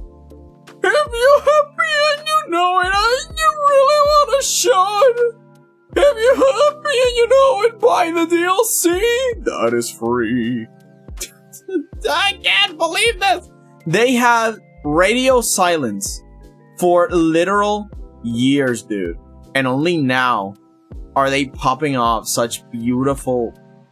I can't believe this, dude. I can't do this. Team Cherry is the most evil, maniacal company in the world. They pamper you. They get you really excited for their games. And then, you know what they do? They deliver.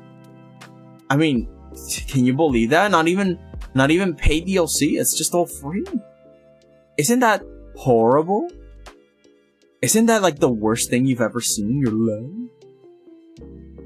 Can't believe this. A company that does not exploit their customers? Why, I never! I drip every single drop of ale that they can yield. Every last one. And they said themselves, they were having too much fun. How dare they have fun? Team Cherry's legit so goated. Yeah, I can't. And I remember the first time that I fell in love with Hollow Knight. I was on YouTube and I was watching a video, and then suddenly an ad interrupted my video. And you know, we hate ads, but this one was different. This one was for a game that was 2D hand drawn, and it looked so like animated, so detailed, and I got curious. I'm like, yo, what is this? And this is the first and only time so far that an ad has enticed me to click on it to see what all the fuss is about. I've decided to stay. Woo! Welcome back then, Waffles. And is that a cyber octopus? I am Dr. Octavius. But I'm also an octopus in this dimension. Don't ask questions. I'm a dude, alright? I'm a man.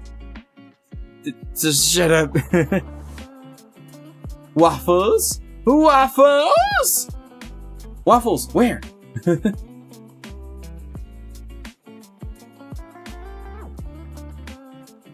No, I say I did go there twice. Oh, I see.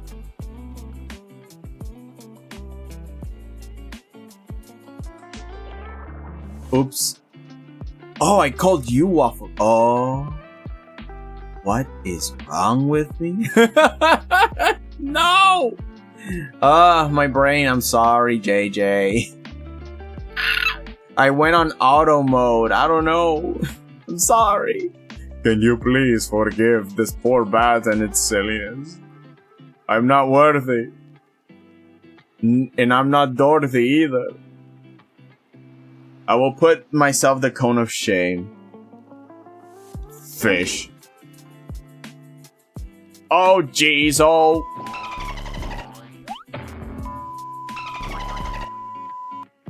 Christ. I can't believe this. How could I do such a thing? Disgusting. I'll do better. I have to be better. Because if not, the oinky spoinky. No.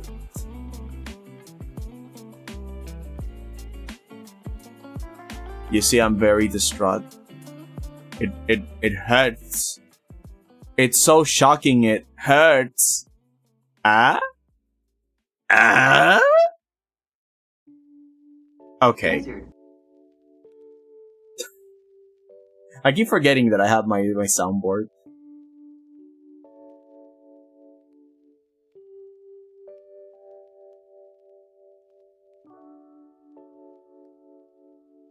I'm so excited, dude.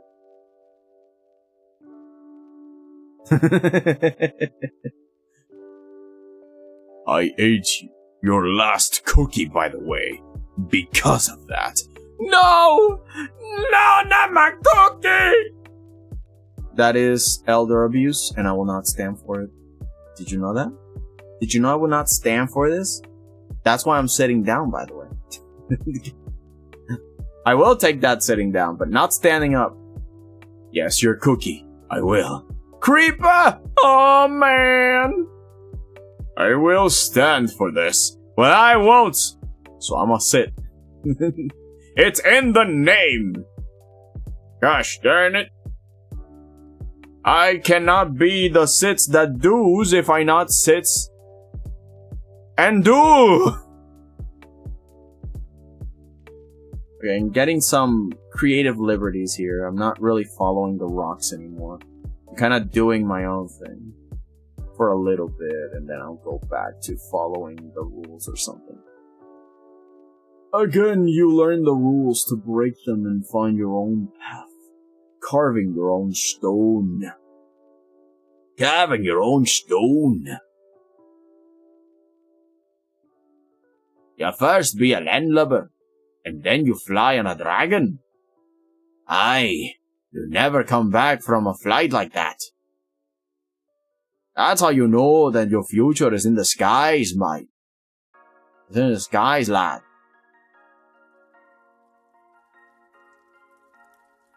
The earth is full of wonders. And these stones hold the secrets of your ancestors. Dudes turned Irish. I got curious. I wanted to try it.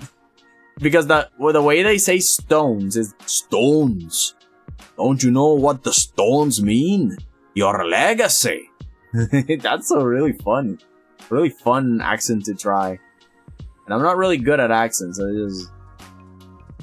The other option will be like Thanos. Stones. If you're happy and you know it when you're in. This is interesting. I am shading with blue shadows, pinkish highlights, with a brownish medium base, and some purple intermediaries. I've never done this exercise before. From far away, it looks really nice though. But those highlights look a little bit too bright or something, or maybe not bright enough. Or maybe just not the right texture. I'm not sure.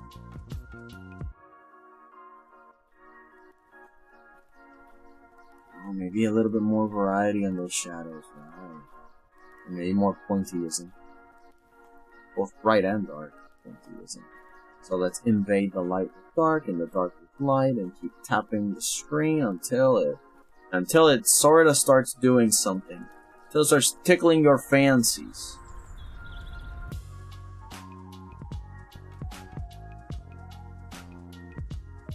We start big and then continue into the small bits. We do not do small details at the first end, but yes we do once we have a bunch of all of these defined. We have more definition with the shadows. And we have more definition on the shadows. Dudes turn to Irish mushrooms! My fanciest have been so tickled. Such a struggle. You don't know how hard it's been to decide whether 𝐀𝐫𝐭 or 𝐿𝐀 is gaudy. 𝐀𝐫𝐭, I haven't heard of that one. Which one is that? Is that another roguelike, or is that a different genre entirely, and I'm just not in the know? Am I just not in the know, lad? Is there something you gotta tell me? Inspire me and instruct me? I don't know anything. I'm just a man here with a forge. And a few clovers, but that's my secret. The cobblers do nothing. I do my own luck with this hammer. And again, these stones.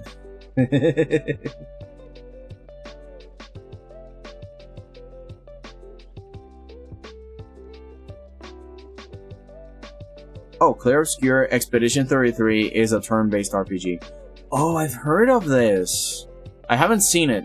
But I saw an artist that was recounting how the game was so emotional to her that she started to remember old memories and started to kind of acclimate her sadness and her longing for family members that have passed and relationships that used to strain but now are more understanding, and now she was revisiting all those old memories because of the emotions and the music. She didn't play the game, but she did hear the music, the OST, and it was so beautiful and inspiring that she wanted to share those emotions with the people. It's on Instagram, and it was just so beautiful, apparently. 𝐀𝐫𝐭 is intense, yo. Well, now I'm curious.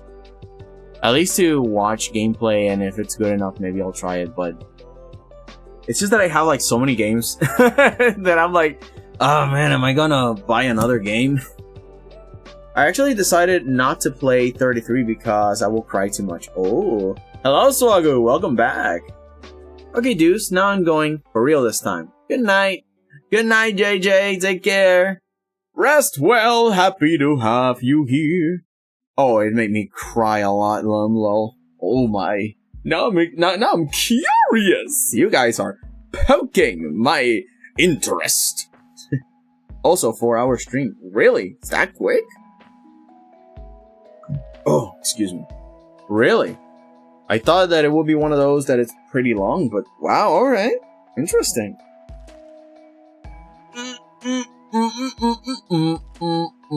Oh, stretchies. Stretchy. Secret, I got a secret.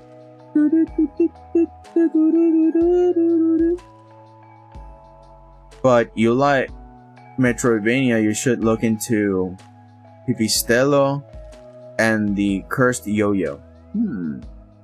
I'll keep a mental note on that.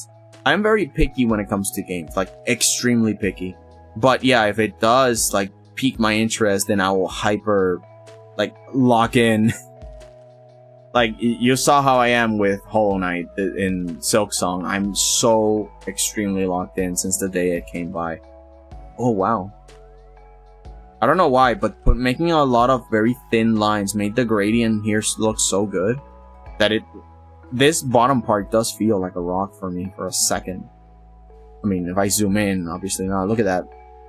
It's just a bunch of stupid grotty lines, but for some reason it kind of fooled me for a second. I moved back and yeah, 𝐀𝐫_𝐭 art inspires me so much, and the music too. Like I would not expect music so harmoniously beautiful from the Hollow Knight franchise, the IP itself, and it's made me cry, man. I don't know, like it's waking up a lot of emotions, at least when it comes to the story of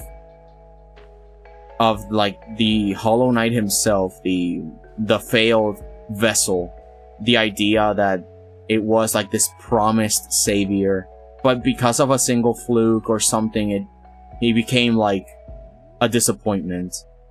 And I don't know, a part of that just resonated with my younger self, and the music was so powerful. And I watched a bunch of analysts that looked at the music, and that's how I also learned a little bit of music theory. Because of the songs that I liked from Hollow Knight and other franchises, I opened up myself to them. And yeah, music theory, it's pretty useful.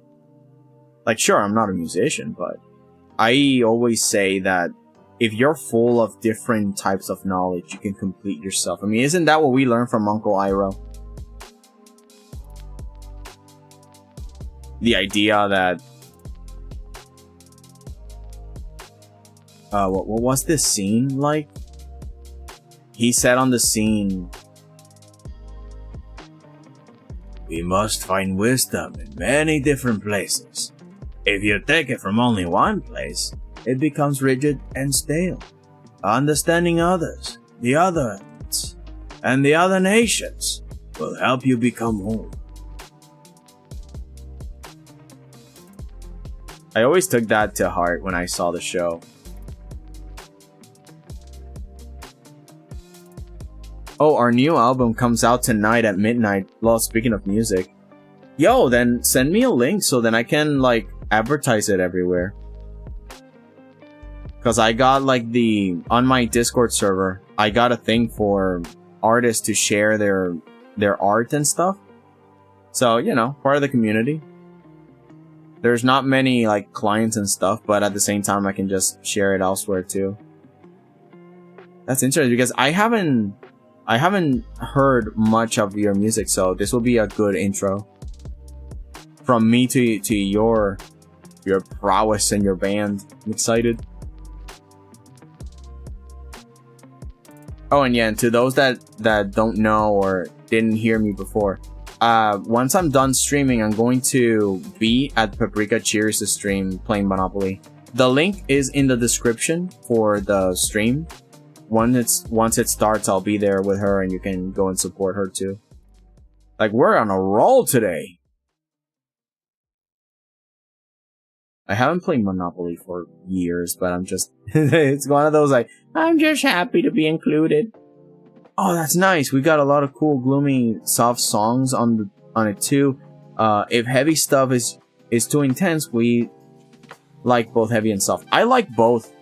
I really do. I like heavy and I like soft. It really depends on my mood. But yeah, like I'm really not a stickler for that. I think the only thing that will deter me to not like a song is the lyrics. Because I have heard songs that are extremely beautiful, but then the topic at hand is something that I don't like at all, and then I'm like, like, the music is beautiful, but the topic of the song and its purpose does not align with my ideas, my ideals and likes and tastes, and I just refuse. But again, that is rare. It has to be something I disagree with for me not to, like, fully embrace a song. Because, you know, I can change lyrics if I don't like them. All our lyrics are just abstract, like a painting. Oh, then that would be amazing. Speaking of abstracts, I'm still a little bit confused on Gorillaz and their lyrics, because I tried to look at them in a way and then I go like, what do they even mean, these songs? I mean, some of them I can sort of understand, but then there are some interpretations of lyrics and I go like, that doesn't make sense to me. I don't know what this is. And I think that it's one of those, I think it's just the genre, right? It's an abstract lyric set. It's up to your interpretation. Exactly.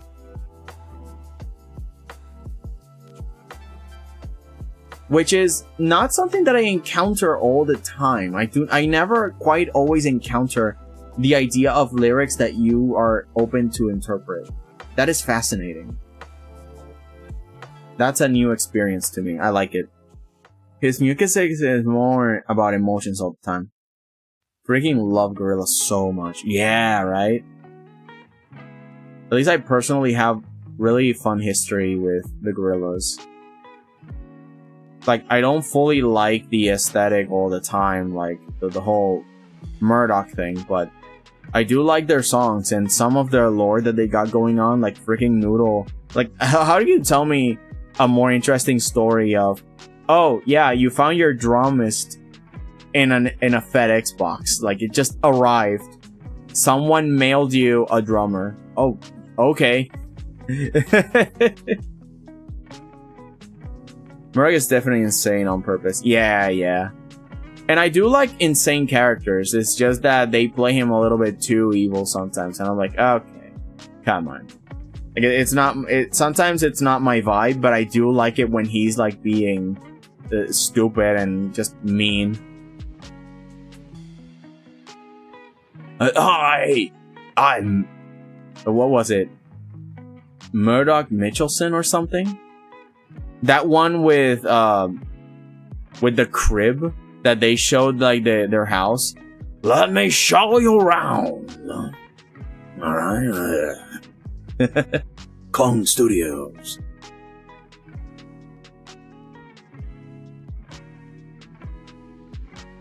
Where the bloody hell have you been? Toilet? Toilet? What do you mean toilet? Oh, sir. He definitely ruined 2D's life. Apparently, 2D has his eyes all dark because of Murdoch. I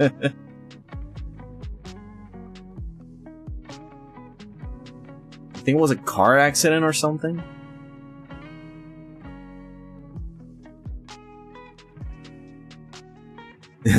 Yeah.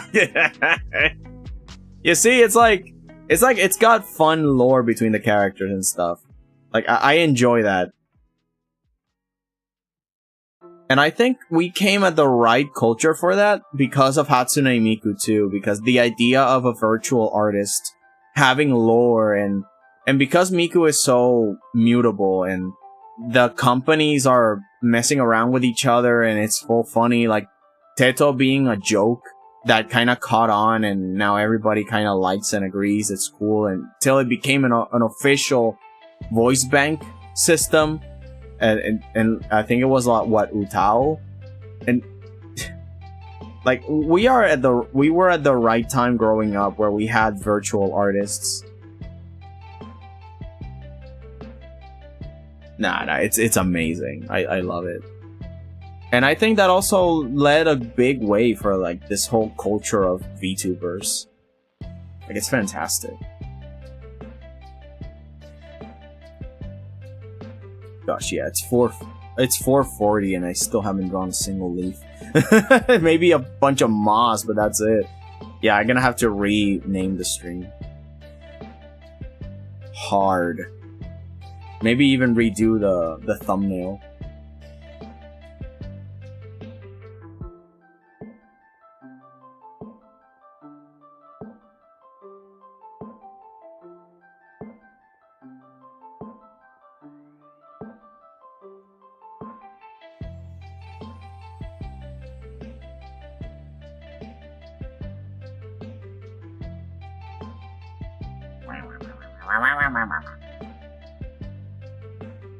Layer by layer, layer by layer. Tiny bit by tiny bit, we are making all the rocks on the cliff. Little bit by little bit, we are materializing what our dreams are looking like, what our hopes are looking for. We're gonna put some moss on this rock, we're gonna put some moss. Get it? Moss? Spanish. You always disappoint me. Kicks, dies, open the floodgates of life. Oh, oh, oh, oh, oh. ¿Qué me pasa contigo?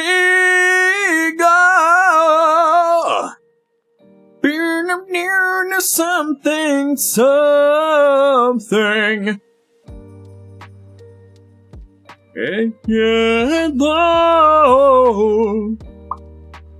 Woo! In the beginning.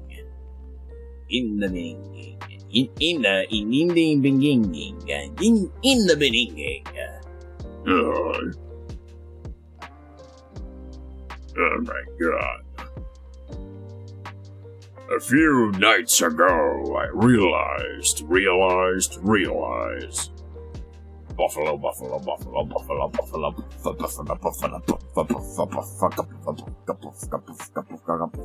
Babushka.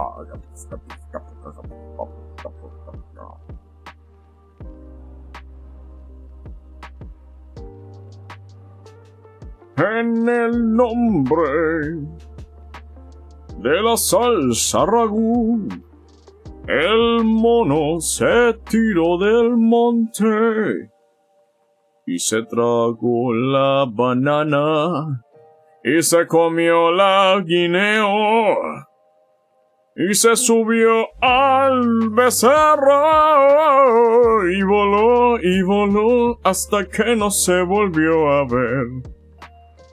Y se fue para las nubes a orar de que se fuera el café para así beber pitorro. I don't know.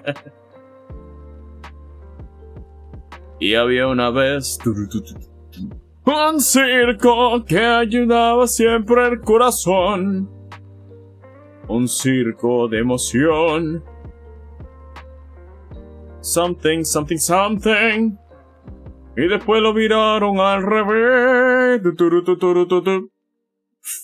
Había una vez un circo que alegraba siempre el corazón.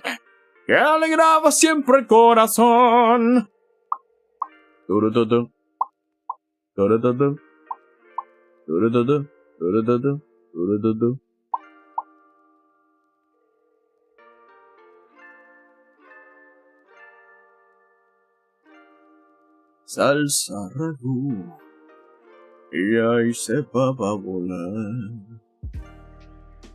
Yo no estuve ahí, ni volé por allá. ¿Y quién te dijo que no se fue del amor? ¿Y quién fue el que oyó que no te amé jamás? Que no te amé jamás y se fue no existente y se murió el amor que tenía por usted. Yo no fui para comer ni para beber café, sino para olvidar que te amaba. Y así fue como morí, sin penas ni dolor. No me arrepiento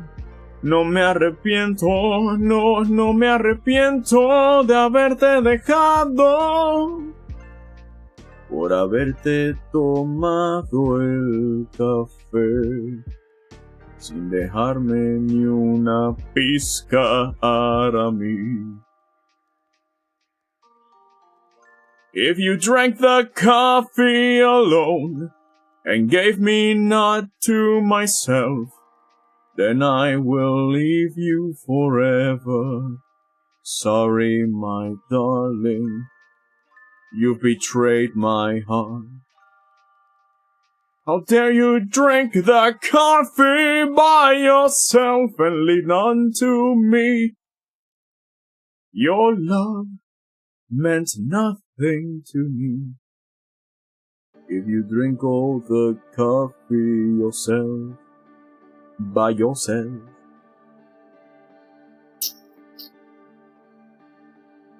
I thought you loved me. Why didn't you drink it and left none to me forever? Yeah.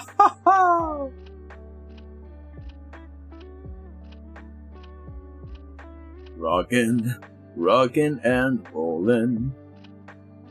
Down to the beach I'm strolling, but the seagulls poking my head, not fun. I said, seagulls, stop it now. Oh, ha, hoo, hoo, hoo, ha, hoo, ha, hoo, hoo, hoo, ha, hoo, ha, hoo, hoo, hoo, ha. Everyone told me not to stroll on the beach. Said seagulls gonna come, poke me in the coconut, and they did. And they did. Haven't got a lie.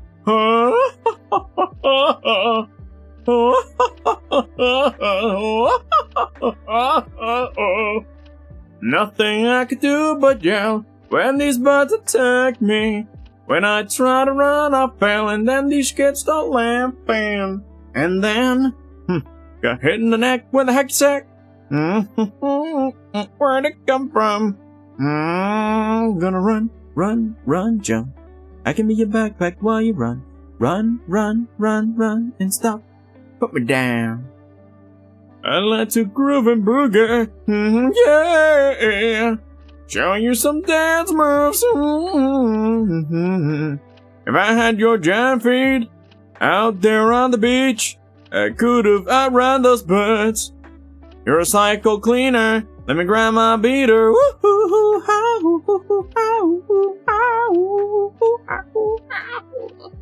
I'm out of breath.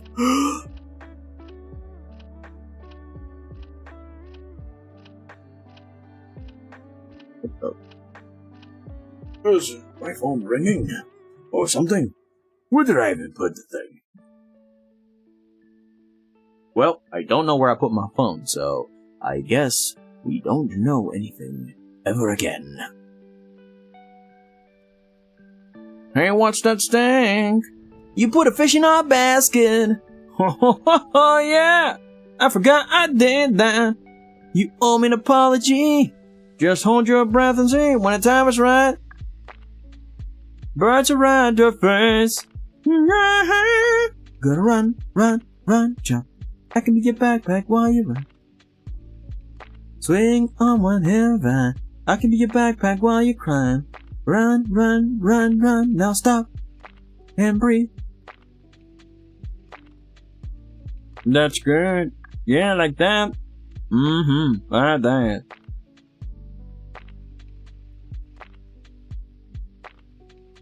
One day I was walking and I found this big log.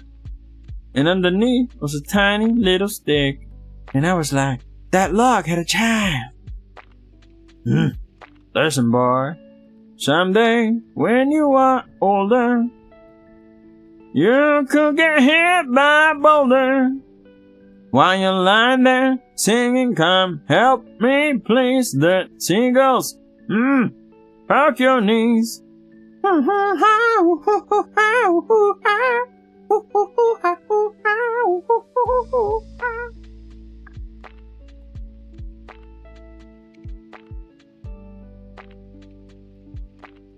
Yeah, man, you're sort of preachy. Didn't like it? Listen, man, I'm not your friend. And don't go to sleep. Come, fall asleep. Freaking Yoda songs from Shmo Yoho years ago, and it's still funny. And even though it looks like it's the future, it's really a long, long time ago, far, far away. Alien DNA walk around every day and no one notices. Even though it looks like so familiar.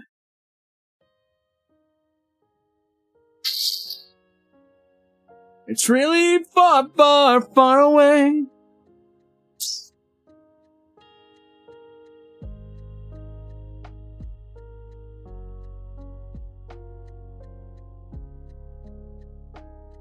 I love you. I know.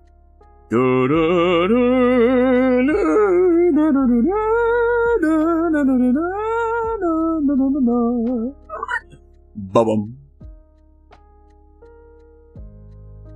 And that's how Han Solo soloed her. Oh, boss music. Oh.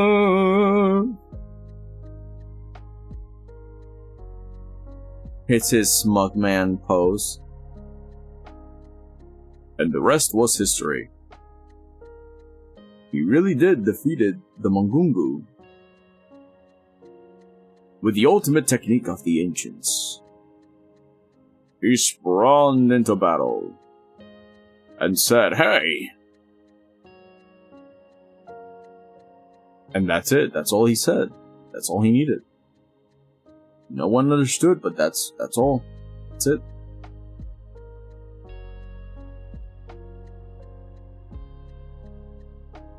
Then he hit it like a wrecking ball.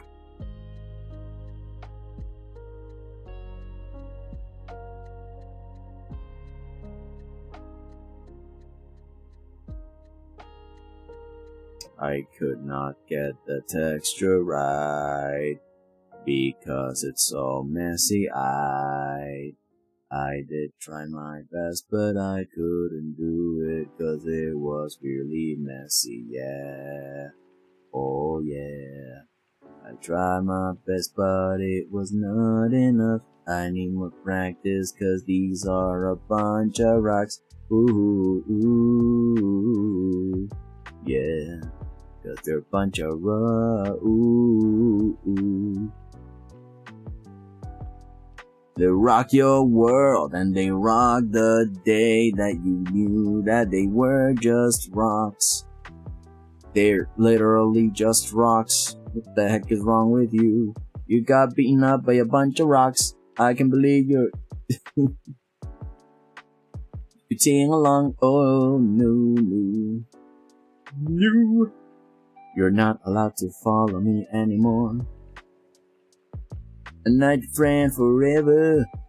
You got beaten up by a bunch of rocks. What a squirt. What a worm. What a loser poser do-do-do. What a loser poser do-do-do. Do not believe in fantasies. I do not believe in manatees. I don't know. I'm going crazy here. So the original does not have like a highlight on that rock, but I'm gonna do it anyway. Hey, what's that stench? Unless I make this part a little darker.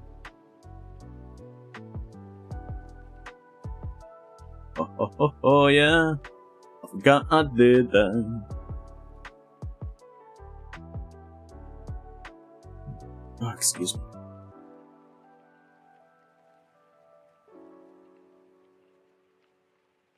Oh yeah.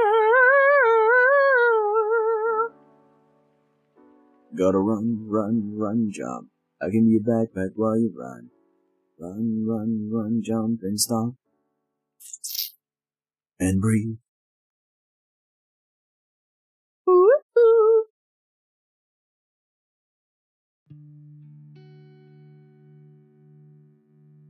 And I was like, that long gotta try.